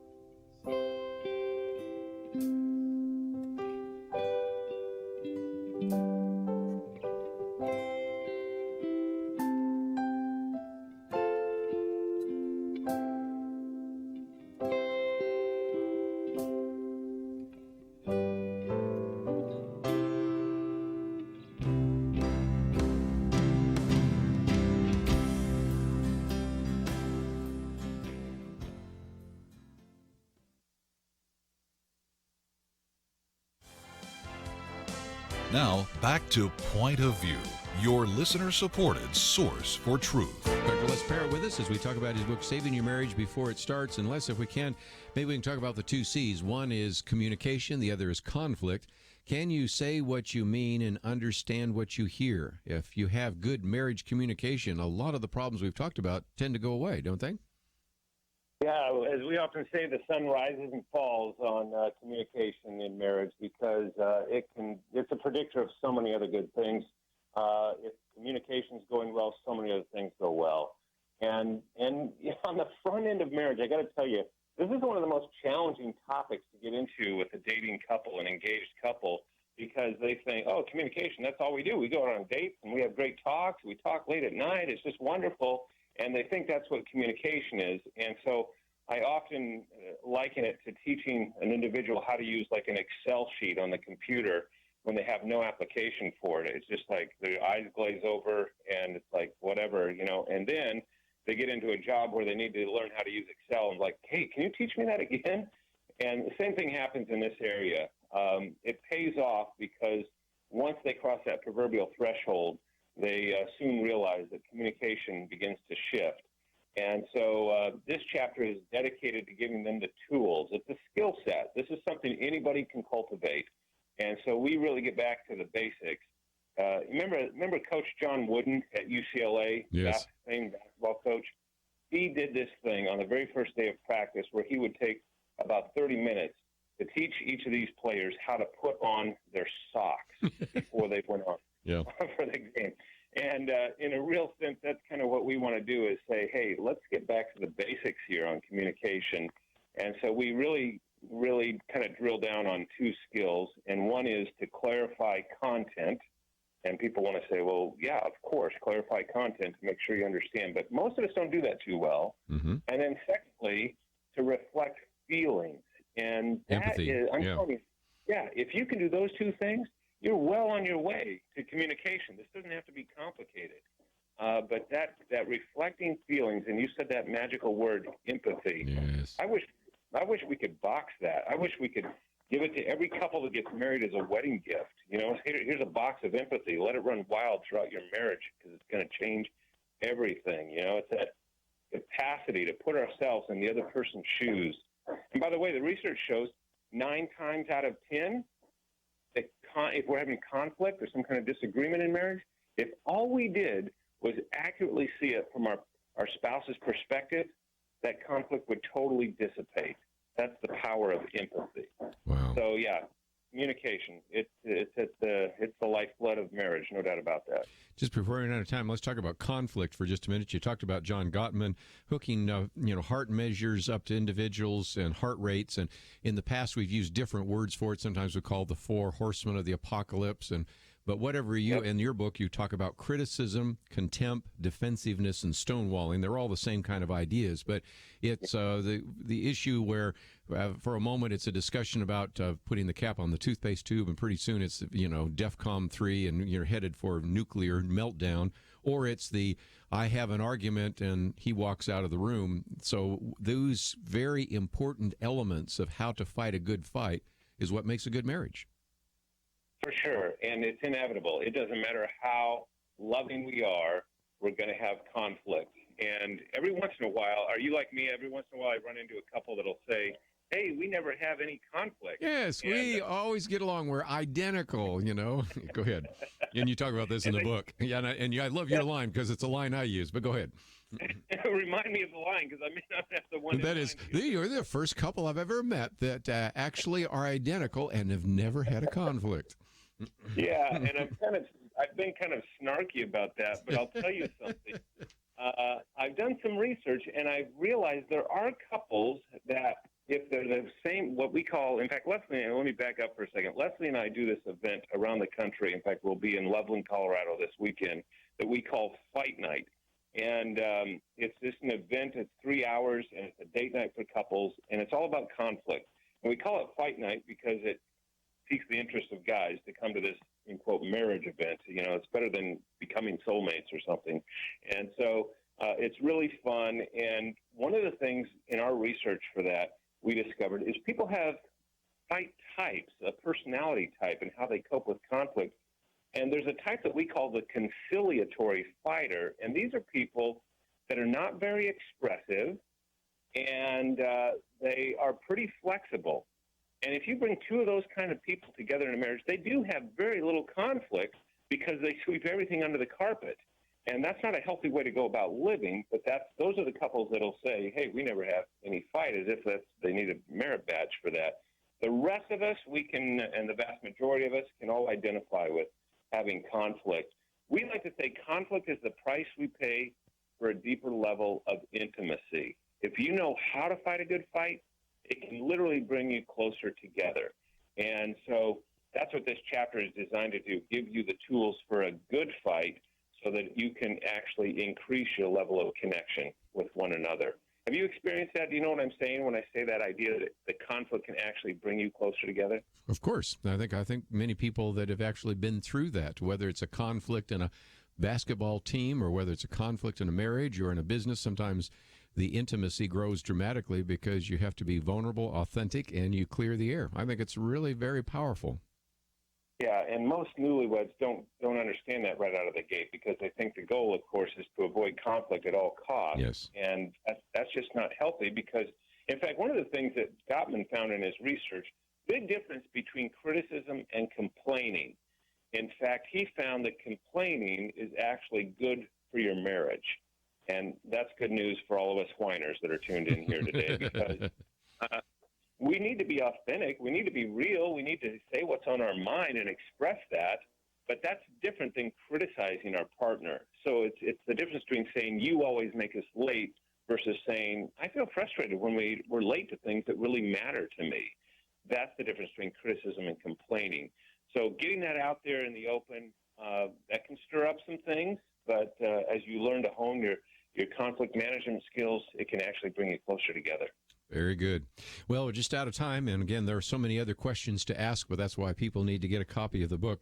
Les Parrott, just before we run out of time, again, I've been pointing to your website to talk about what people can find when they land there, including the assessment, the book, and all sorts of other things, including your schedule, so that if you are coming to the community where somebody is listening right now, they might have a chance to go out there and hear you and Leslie.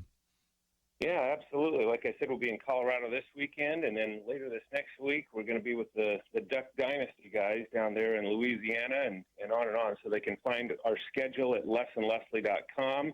And then the newly updated edition of this book, Saving Your Marriage Before It Starts, her workbooks and the DVD. And then I guess I'm just Leslie says I'm pathologically obsessed with this new assessment, the SYMBIS, SYMBIS, Saving Your Marriage Before It Starts, the SYMBIS assessment.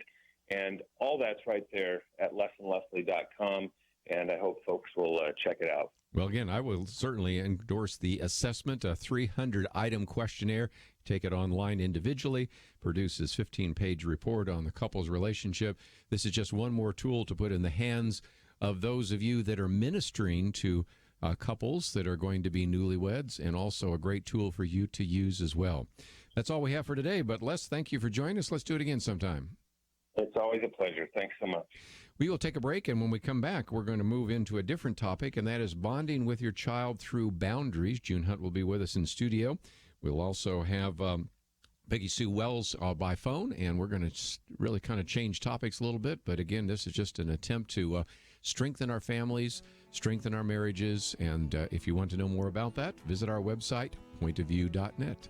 Let's take a break. We'll come back with more right after this.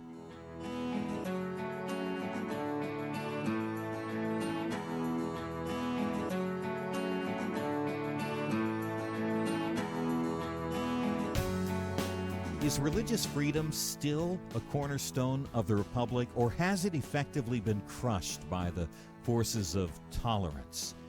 America needs Christians to be informed and as unified as possible, applying God's wisdom to civic life. Point of View can be a key part of a successful mission. I believe in America. I believe God wants His best for us. We can face whatever the world throws at us as long as we stand together. If you have not signed on, please do it now. Support Point of View Radio today at pointofview.net. Set up your monthly gift by clicking the Truth Team 360 picture and then carefully follow the directions. Pointofview.net. By phone, you can give at 1-800-347-5151.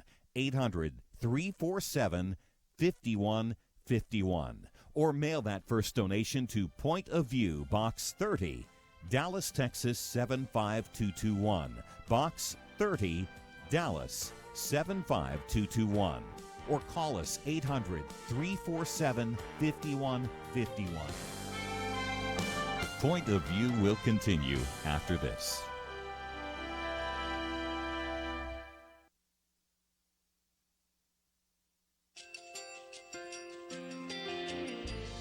I just want to thank you so much for all the wonderful programming you have.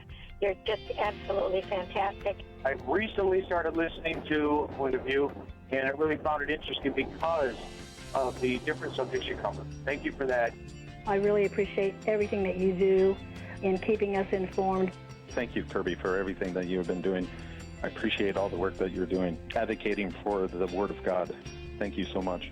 Point of view, I think, is absolutely necessary because it's a Christian perspective, a biblical worldview perspective, and receive very current, up-to-date information about what is really going on, week to week in our culture, which is changing so rapidly, and yet it's morally sliding backwards. Yeah, first of all, I think y'all's program is wonderful, and enjoy it every day. I learn so much every time I listen to it.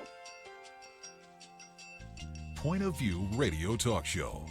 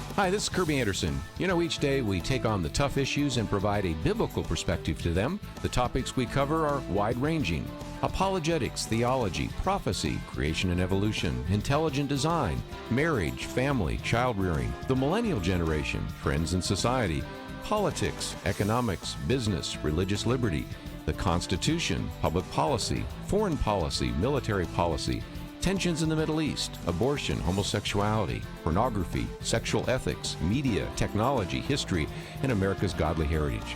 We talk about anything that affects your faith, your family, or your freedom. So don't go anywhere, because Point of View continues right now.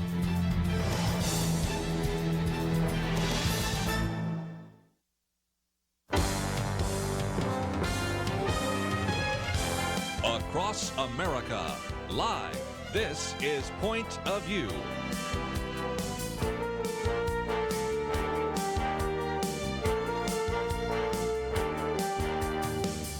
And now, Kerby Anderson. As I mentioned in the first hour, we're going to spend some time now talking about how to raise your children, and in particular, bonding with your child through boundaries. And this book is written by June Hunt with Peggy-Sue Wells. And June Hunt, our good friend, is in studio with us, of course, with Hope for the Heart, as well as the Biblical Counseling Keys, over 100 different counseling topics. She's been on the program with us talking about so many different things: rise above abuse, how to handle your emotions, dealing with difficult relationships, and on, all sorts of very important titles. This one is published by Crossway, and it was going to really help you understand how to deal with your children, and for those of you that are older, grandchildren. And I think there are going to be some great insights that you're going to gain. June Hunt, always great to have you in studio. Oh, it's a joy to always talk to someone who knows how to talk about everything in the world, and that's you, Kerby. You're so sweet. Let me also mention, and we'll get to her a little bit later, but certainly want to introduce right now Peggy-Sue Wells, and she has written and co-authored a number of books, including such things as Rediscovering Your Happily Ever After, The Slave Across the Street, What to Do When You Don't Want to Go to Church. She's raised and homeschooled 7 children, knows a little bit about parenting, and so Peggy-Sue, thank you for being with us as well by phone. It is a joy to be here. Thanks for including me. Let's, if we can, get into this idea of boundaries. First of all, we have to explain it to the parents. Then we have to talk about how we explain that to the kids. But what do we mean by boundaries? I guess the illustration I love to use is in athletics. You use the example of a track meet, but I use another example, a football field or a basketball field, when you're out of bounds or in bounds. And we recognize the importance of boundaries, and that's really true in relationships, isn't it? Yes, and so there's clearly a line that should not be crossed. We get that. I will tell you that just like you, I do a nighttime calling counseling program, and I'll periodically have someone who'll say, "Oh, I just can't get my child to do blah, blah, blah, blah," whatever it is. Yes. And I'll say, well, do you know about boundaries? Oh, yes, I know about boundaries. Oh, well, tell me about boundaries. Well, I'll tell him not to do it. So when he doesn't do it, doesn't behave, crosses the line, what do you do? I just tell him, I tell him, stop doing that. Just stop doing it.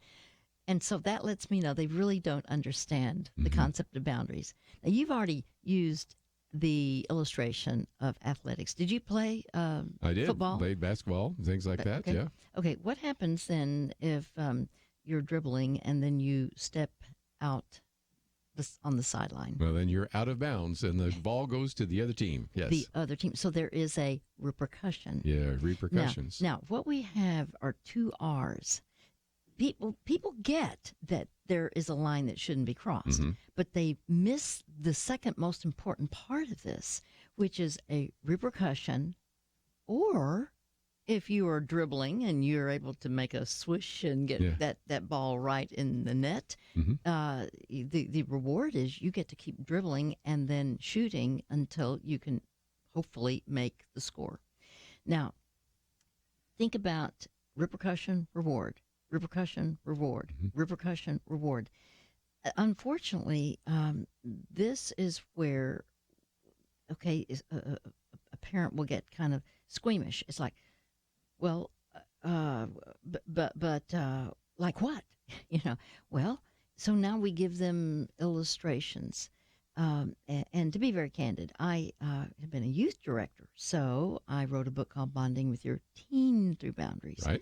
Now, afterwards, the publisher said, but would you do a book on children? Mm-hmm. That was not my expertise.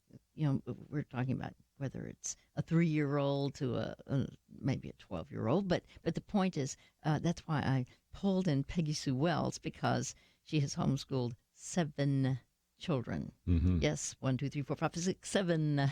So with excellent illustrations of specifically what to do. But if you can imagine, you have a 3-year-old on a tricycle, 4-year-old, 5-year-old on a tricycle, and one day that child will graduate to a bicycle, and yet you have made it clear the law, the line that should not be crossed is the curb. Yeah. You do not ride your bike. You do not ride your trike in the street.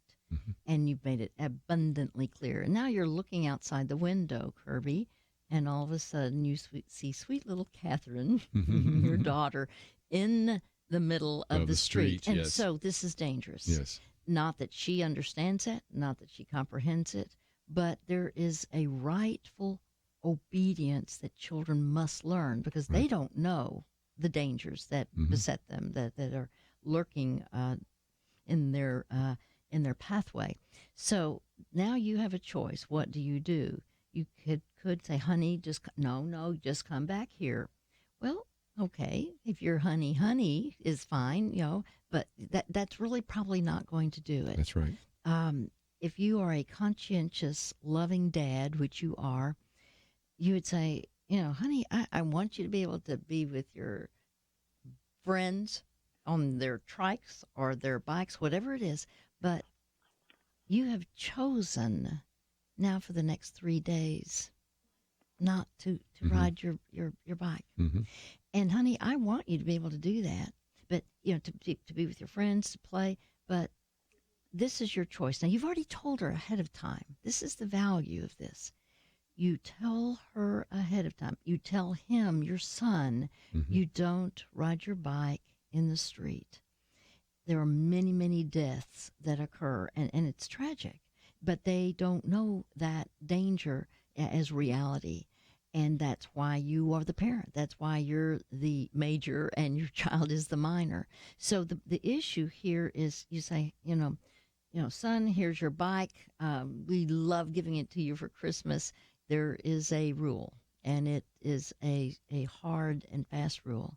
And the rule is, we love you enough to tell you no riding in the street. If we will talk about it if there's ever an exception. But the point is, if you do this, then we will withdraw your privilege of riding the bike for a certain number of days, and we'll see, based on your attitude, if you earn the right to ride again. Now, initially, that's fine. Oh, yeah, okay. Well, so often it's like, oh, but here's the grass is greener on the other side of the street, or the other side of the lawn, except that now it's out in the middle of the street. And so they may not take you that seriously until the pain comes of the withdrawal of the privilege. Yes. When we come back, we're going to talk about how you can communicate some of that between sandwich layers, the different bread and all of that. And we'll also give you a bit of an overview of the book, Bonding with Your Child Through Boundaries. Of course, Bonding with Your Teen Through Boundaries is already out, and this one is now out as well. Looks at what boundaries are in the first 5 chapters, and then for 36 chapters, you go from A, anger and aggression, all the way to W, whining. How you deal with all sorts of specific examples, some of which we've talked about on this program before, like bullying and procrastination and some of the sexual issues. But again, just a very helpful book. It is just out, and you can find it in your local bookstore. But of course, we have a link to Hope for the Heart. You can click on the picture of June Hunt and find all those resources. But let's take a break. We'll come back with more right after this.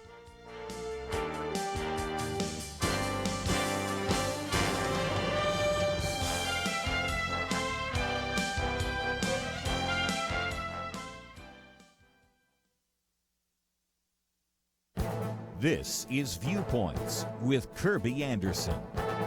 Americans in general, and even evangelicals in particular, seem confused about important details of their faith. A study by Lifeway Research found that Americans don't know much about theology, and many evangelicals seem confused as well. Tyler O'Neill wrote about the 12 lies American evangelicals believe. Here are just a few of them. Americans generally believe that their personal salvation depends on good works. The survey found that 3/4 agreed with the statement that people must contribute to their own effort for personal salvation. More than half said that good deeds help them earn a spot in heaven. On the other hand, 60% said Christ's death on the cross is the only sacrifice that could remove the penalty of sin. This statement is closer to what the Bible teaches in Ephesians 2:8-9. For by grace you have been saved through faith, and this not of your own doing. It is the gift of God, not the result of works, so that no one should boast. Americans seem to believe that everyone goes to heaven. The study even found that almost 2/3 of evangelicals described heaven as a place where all people will ultimately be reunited with their loved ones. Just over half of Americans agreed with the biblical view that only those who trust in Jesus Christ alone receive eternal salvation. Americans also believe that salvation can come through many means. Nearly 2/3 said that God accepts worship of all religions. Nearly half of evangelicals agreed that God accepts all kinds of worship. And this survey correlates with a survey done by Pro Ministries with Bronner Research of born-again millennials. Americans in general, and evangelicals in particular, accept a pluralistic view of salvation. You know, these surveys remind us that churches need to focus even more attention on teaching sound doctrine. And when we're witnessing to non-believers, we need to define our terms and clearly explain the message of salvation. I'm Kerby Anderson, and that's my point of view. For more information about issues covered on Viewpoints, visit pointofview.net. Pointofview.net.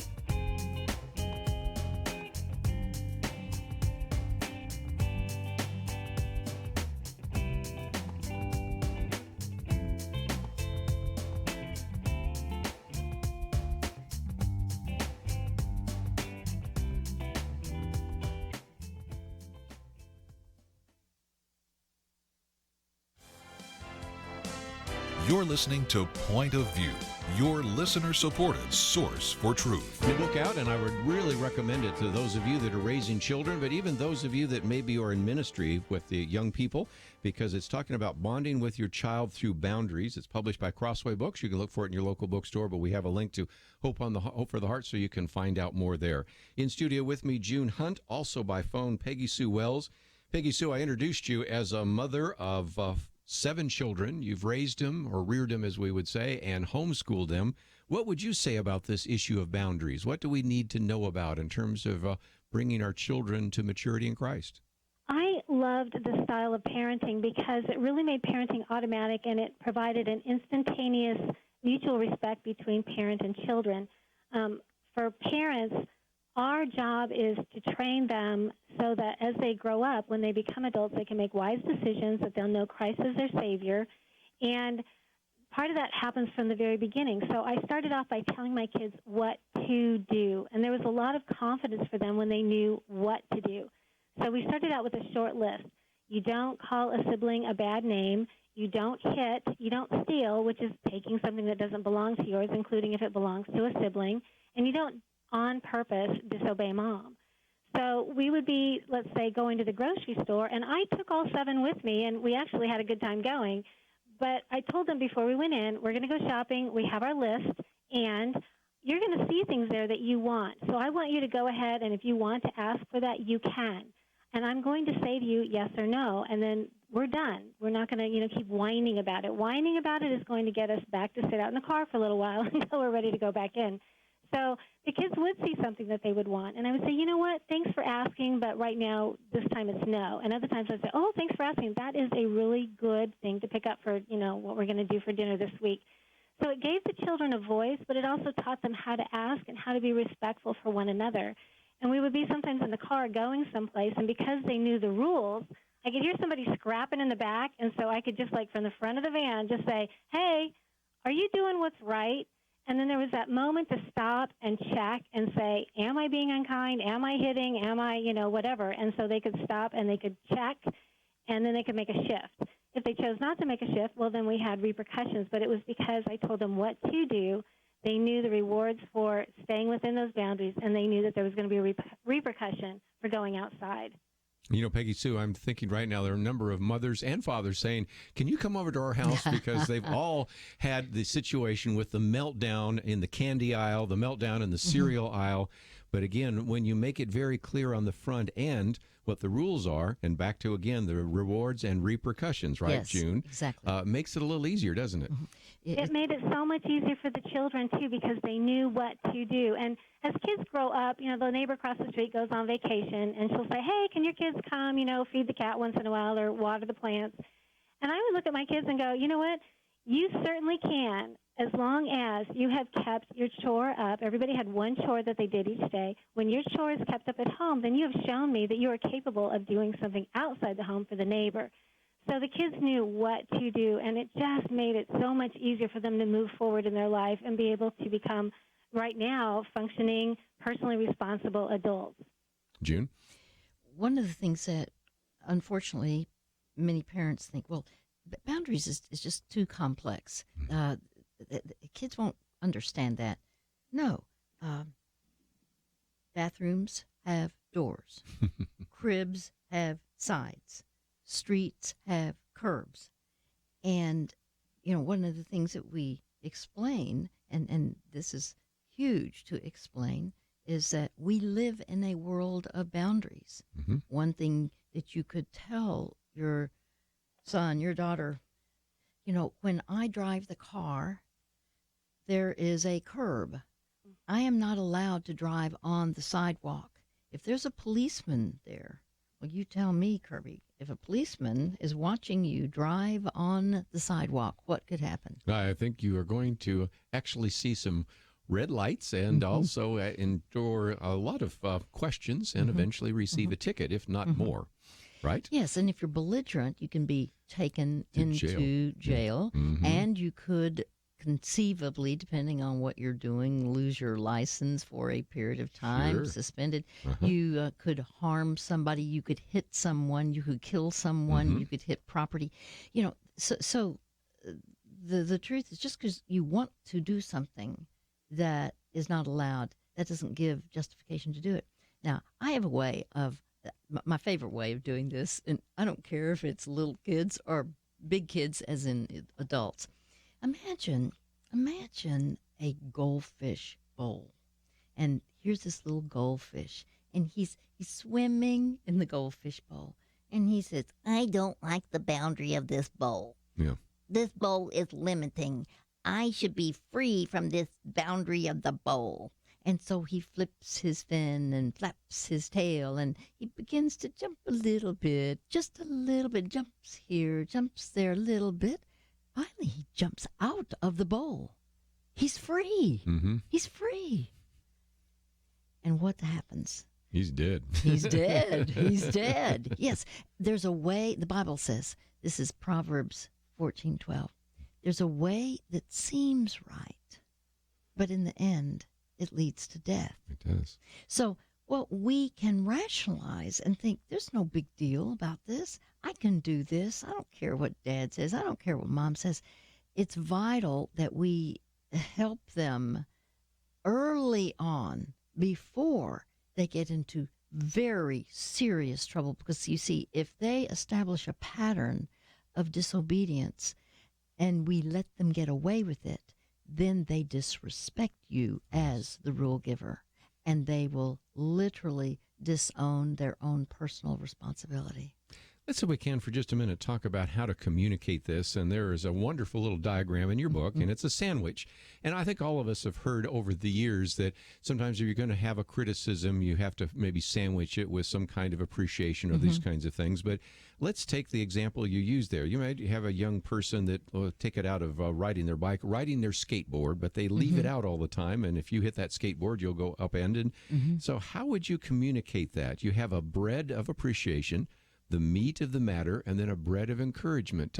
Explain that to us, because I found that to be so helpful in the book. Well, one of the things that we have to be aware of is not just what we say, but how we say it. Truthfully, if I approach you and I'm attacking, it's like a porcupine. Well, what are you going to do as a result? If a porcupine is attacking you, you get defensive. And then out come the other quills, and so this is not a good dance. So the point is, you consider, okay, the bread at the top and the bread at the bottom, those are soft. The bread of appreciation. And you pick something that you can specify a character quality, or, honey, I appreciate that you have worked hard. You've persevered to learn how to ride the skate and the skateboard, and that really shows. And in life, perseverance is going to really help you. Then you go to the meat of the matter. Son, I notice you choose to leave your skateboard in the driveway instead of putting it away in the garage. If you choose not to bring it in before dinner, realize right now you're going to be choosing to not use it for the entire week, the rest of the week. First of all, your skateboard could be stolen. Somebody can take it because it's just out. Skateboards are not just to be left out in the elements. And so the point is, I want you to be able to use the skateboard, to play with the skateboard, to be with your friends on the skateboards that you all have. But again, do you understand? And then say back to me what I have just said. If you choose to leave it out, then what happens? Now, you tell me, and you're telling me, I don't get to use the skateboard for the rest of the week. So we're clear about this. Is that right? You understand? I want you to be with your friends. I want you to be able to have that great exercise, because it is great exercise. In fact, now here's the soft piece of bread. Here's the bottom piece of the bread, of the sandwich. This is the bread of encouragement. I know you can do this. I've seen you literally follow through with what you said you've done, that you would do. I've seen you be faithful when I've asked you to do something. You can do this. So I'm just going to encourage you. I know you can do this. By the way, the reason you do that is you're not blasting your son, your daughter, where they're building up resentment. The Bible says, encourage one another and build each other up. 1 Thessalonians 5:11. Again, part of the book, Bonding with Your Child Through Boundaries. We'll have more with June Hunt and also with Peggy-Sue Wells right after this. So when people first hear about MediShare, they have questions. Some good ones, like, what is it? Well, MediShare is a Christian healthcare sharing ministry. It's not health insurance. It's a different way of doing things, which leads us to this question. Why do so many become MediShare members? Two big reasons. They save a lot. The typical family saves $500 a month, and they feel great about it. With MediShare, you aren't forced to pay for things you don't believe in. Find out more. 855-SHARE-40. That's 855-SHARE-40. It seems we can't get through a day without hearing how science has been corrupted to support political goals. Media entities have sold out truth for the sake of favored narratives. Even some religious groups have abandoned the Bible to support things based on feelings. So who can you trust? Kerby Anderson and the Point of View Truth Team are your source for real news. Learn how you can make a difference by joining the team at pointofview.net/team or call 800-347-5151. In a world of unending fog, Point of View is a shining light. Do your part at pointofview.net/team or 800-347-5151. Point of View will continue after this.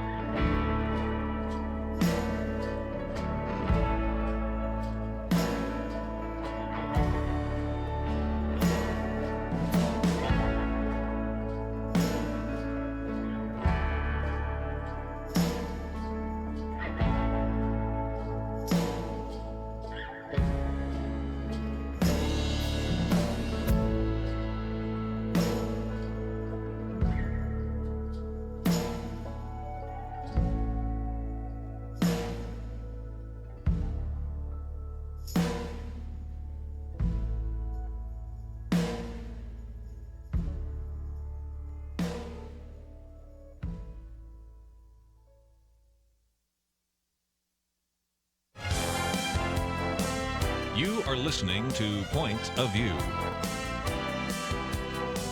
The opinions expressed on Point of View do not necessarily reflect the views of the management or staff of this station.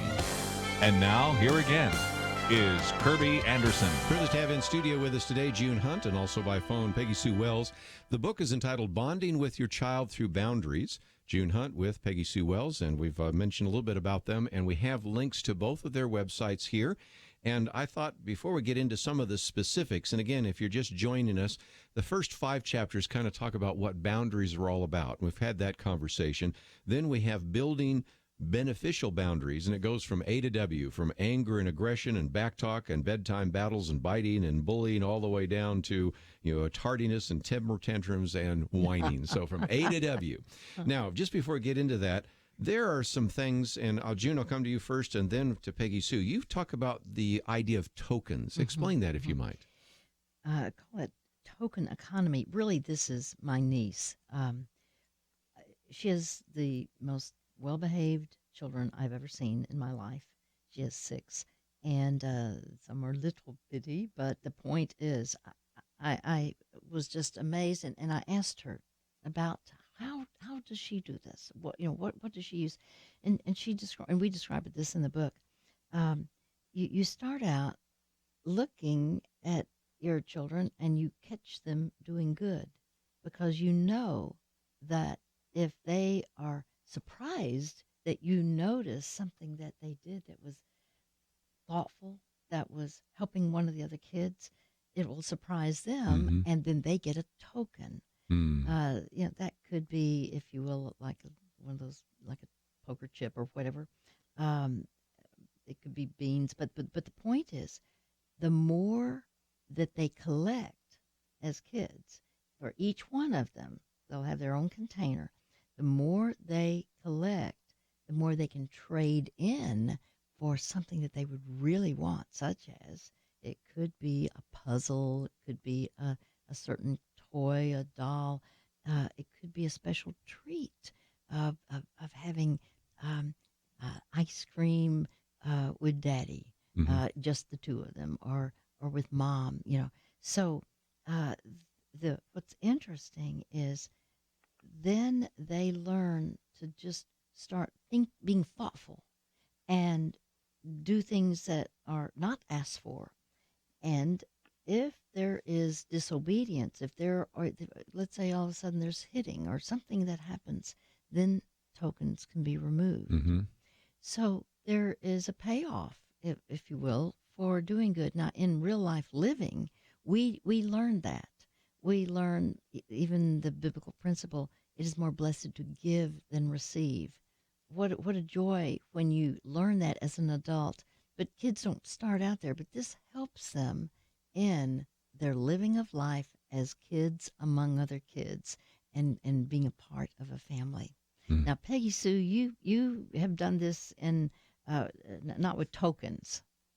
We've used lots of different things, and I kind of call it an incentive plan, but it really does reflect life. When we do good and when we do exemplary, there are rewards naturally. There was one time where we just had a bunch of beans that the kids earned each day, and the beans went into a small jar, and at the end of the week, if everybody had, got all their beans in there because they'd done their chores and done their schoolwork, then that all went into a pot. We made a bean soup, and then we did something. We went out to the park. We went out for ice cream. We went out to a movie, something like that. So they had something that was a little bit short-term to look forward to right away. I also wanted to piggyback on what June talked about earlier as far as, if there's a traffic violation for us as adults, if, like June said earlier, if she decided to drive on the sidewalk one day and then she gets stopped by the policeman and she gets, reprimanded for that, if she were to do that again the next day, the policeman is not going to throw up his hands and go, oh, my, I've already talked to her about it, and look, she's doing it again anyway. There's nothing I can do about it.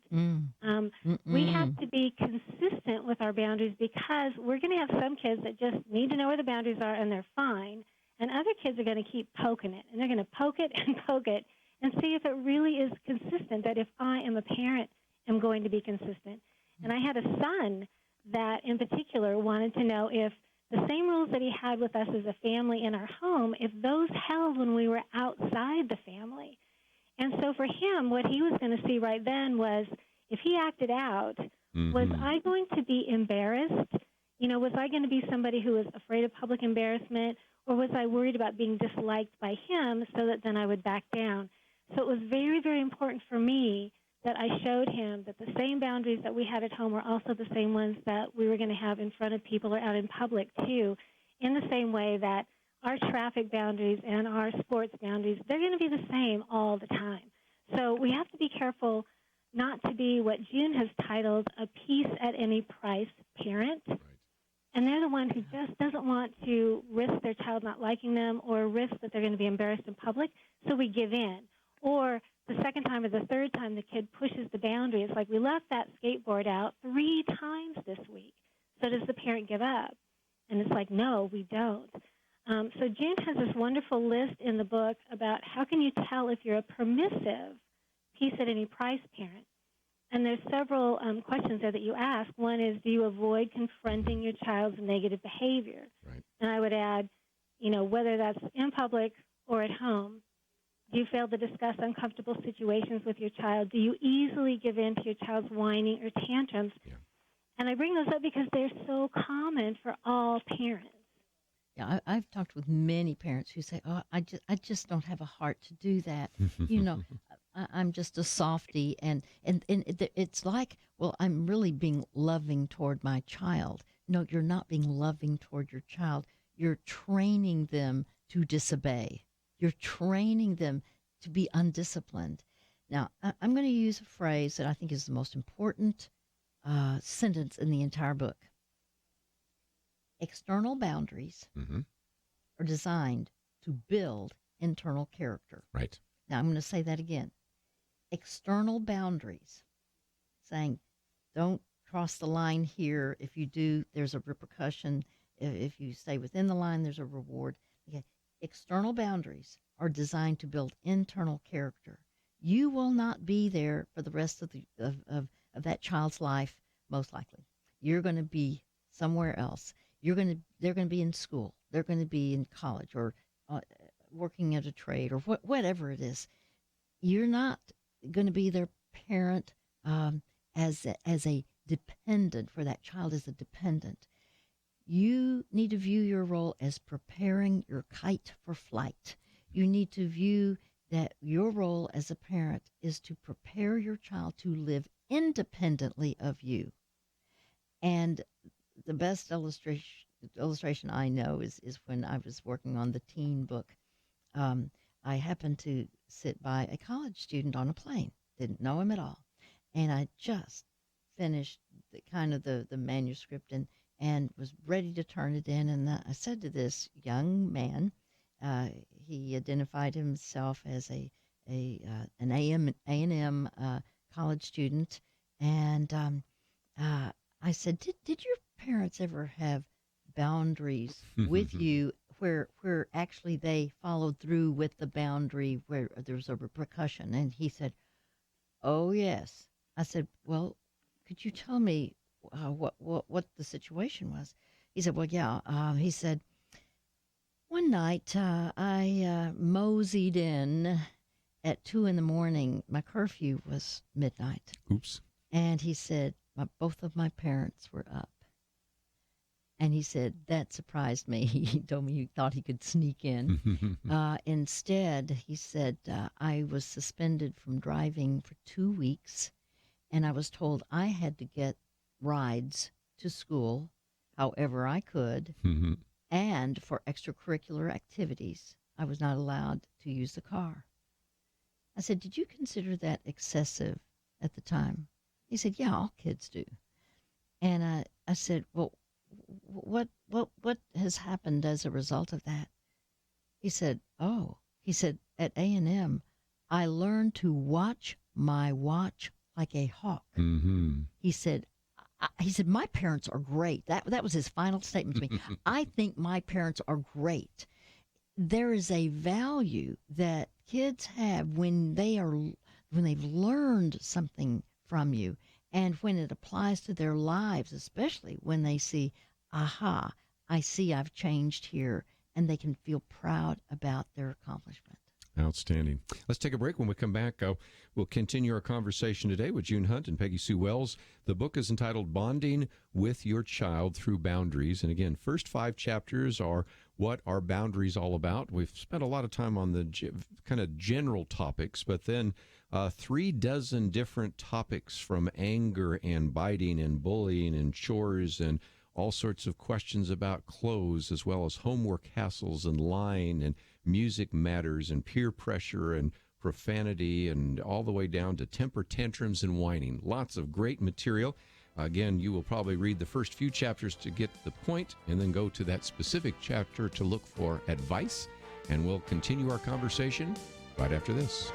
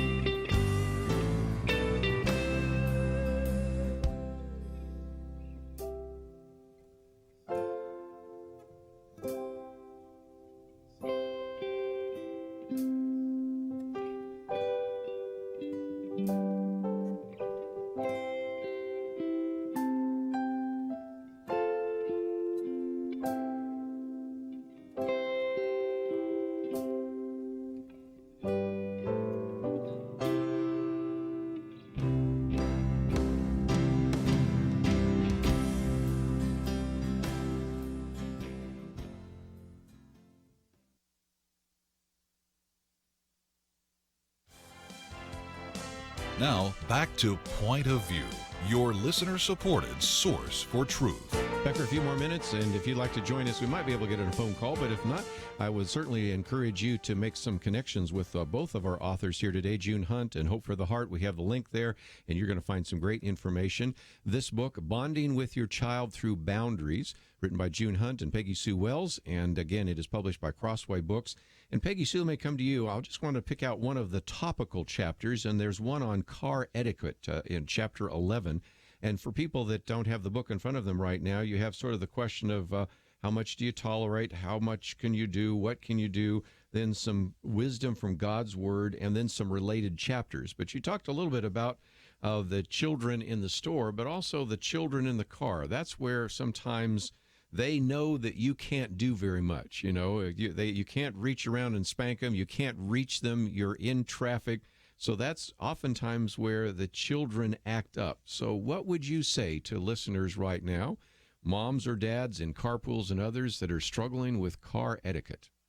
Yeah, God intended family to be an incubator for the children.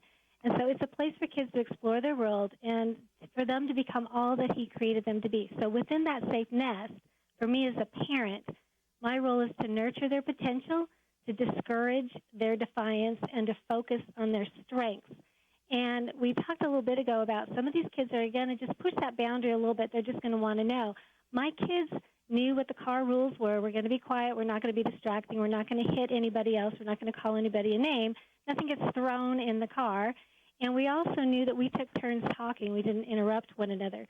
If it got to the place where there was a child that was going to be acting out, that was where I would say, hey, are you doing what's right? If there continued to be action like that, that becomes where if I'm going to be distracted as a driver, I'm not being very safe for me, for my family, or for anybody else on the road. So my kids learned right away, I would pull off. I would pull off into a safe place. We would stop. I would look back and, turn off the car and say, okay, let's start again. What are the rules? What are we going to do? And we'll sit here if we need to until everybody gets, back to where they're supposed to be. I would get back on the road. If I had to pull over again, I certainly would. If we were going someplace that perhaps was to an event for the children, that was when I would say to you, you know what, you're making a choice. You can choose to go by the car rules that you know that we have, or you can choose that we'll skip this and we're going to go back home. And that only actually happened once. But they had to know if I was going to make good on it. And I say it, and you say it peacefully, say it calmly, nothing, uncomfortable or threatening to them, because they're great kids. They just are wanting to know what is the right thing to do. What I love about the way the book is set up is under all of these topics, because it's going to sit on your shelf while you're parenting, and then you just reach for it if you're dealing with tantrums, or if you're dealing with cell phone misuse, or if you're dealing with homework hassles. And you pick up the book and you go to that chapter, and there'll be a little bit of an opening about, what homework hassles are, what causes them, what you can do about it.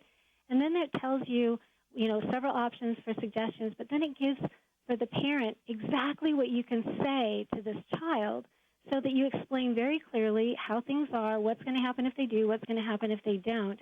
And then for encouragement, there's scripture at the end that's going to encourage the parent. And it kind of, one of the stories that this all kind of comes around to, I had a couple of very strong-willed children, my third in particular.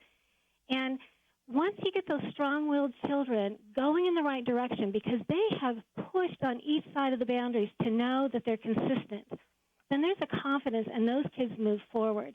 And once those kids are moving forward, because of the strength of their will, they don't get sidetracked very much. And my third was taking violin lessons from the first chair in our Philharmonic.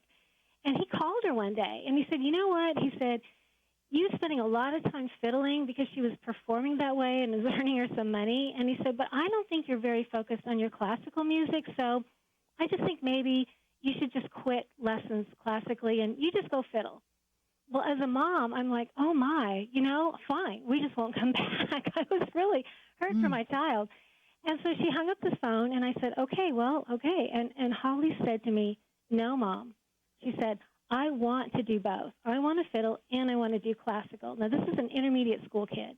And she said, if I quit, it's going to be because I quit, not because I get kicked out. So Holly went home and worked on what he had given her as her assignments. She became his favorite student. So again, when you've got those strong-willed kids that are pushing, that is a great sign, because once they get going in the right direction, nothing is going to deter them. Wow. June, one of the chapters there is on back talk, and every parent has said, oh, I've had trouble with back talk. I know we only have a few minutes, but any thoughts about that? Well, expect kids to test the boundaries, to push the boundaries. That's what Peggy-Sue is saying. Now, they're going to find out if what you do. They're going to wonder what you're going to do when they have that tone of voice of disrespectfulness, or they intentionally disrupt.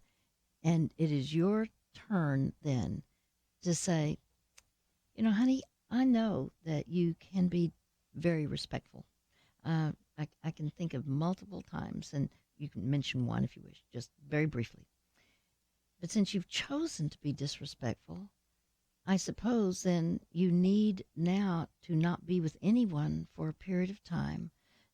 You could, we were going to go, to the park and play, but instead you'll just have to sit by me because obviously you've forgotten how to be respectful.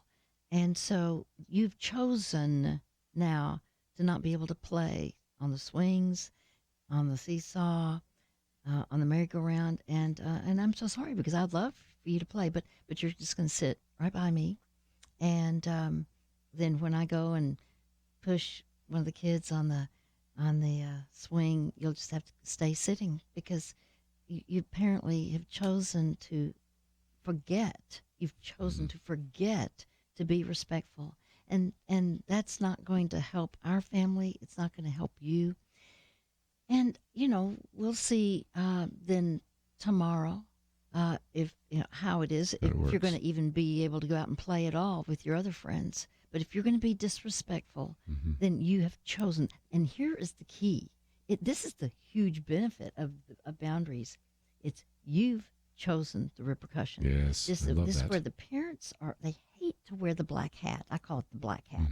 And Westerns, you and I grew up, and there are these black and white Westerns, and who was always the villain? The black hat. Yeah. Yep. So parents don't want to wear the black hat. Well, you're not doing something bad to your children. They are literally earning the repercussion. They have chosen the repercussion. All you're doing is following through. Now, the consistency element that Peggy-Sue was talking about is absolutely necessary. If you give in because, I promise, please, I promise, then all they're going to do is try more and more the next time to get their way when they choose to blow it. But your consistency will be a blessing because you're the one who is going to give them what they have earned. The Bible, this is a biblical principle. What you sow, you will reap. It's reaping and sowing from Galatians chapter 6. So if they sow disrespectfulness, then they earn the lack of being able to be with others, their friends, doing things that they would want to do. But that's their choice, so that next time they have an opportunity to do it right. Just lots of wisdom in the book. I'm sorry I'm out of time, but again, 250 pages, Bonding with Your Child Through Boundaries. And we've had June Hunt and Peggy-Sue Wells. And Peggy-Sue, I appreciate you joining us today. You bet. I also wanted to just piggyback on what June said, is when the child then isn't going somewhere else, that is such a good time for them to have more time with the parent. Yes. That is a really good time to spend time together. Well, again, that's all we have for today. And again, if you would like more information, of course, you can find this in your local bookstore, but also go to hopefortheheart.org. You'll find all sorts of great resources. June, thanks for joining us. Love being with you always. Thank you. That's all we have for today. I want to thank Andrew, Catherine, and Chris for the help behind the scenes. See you back here tomorrow. There's an old saying that the first casualty in war is truth. Maybe that helps you understand what's happening in America right now. Thankfully, it's not a war with bullets, but there is a war for control. Control of the country and control of your pocketbook. Truth is under fire, but you can help turn the tide by supporting Truth. Join the Truth Team at Point of View Radio. Learn how you can make a difference at pointofview.net/team or call 800-347-5151. Don't let truth become a casualty on your watch. Pointofview.net/team and 800-347-5151. So what would you do with an extra $500 a month in your budget? Pay off loans, save it, do something fun? Well, it's something you may need to think about if you become a member of MediShare. MediShare is a Christian healthcare sharing ministry, and it works. You can save big time on your healthcare costs, and you don't have to pay for things you don't believe in either. Find out more. Call 855-SHARE-40. That's 855-SHARE-40. 855-SHARE-40. Point of View is produced by Point of View Ministries.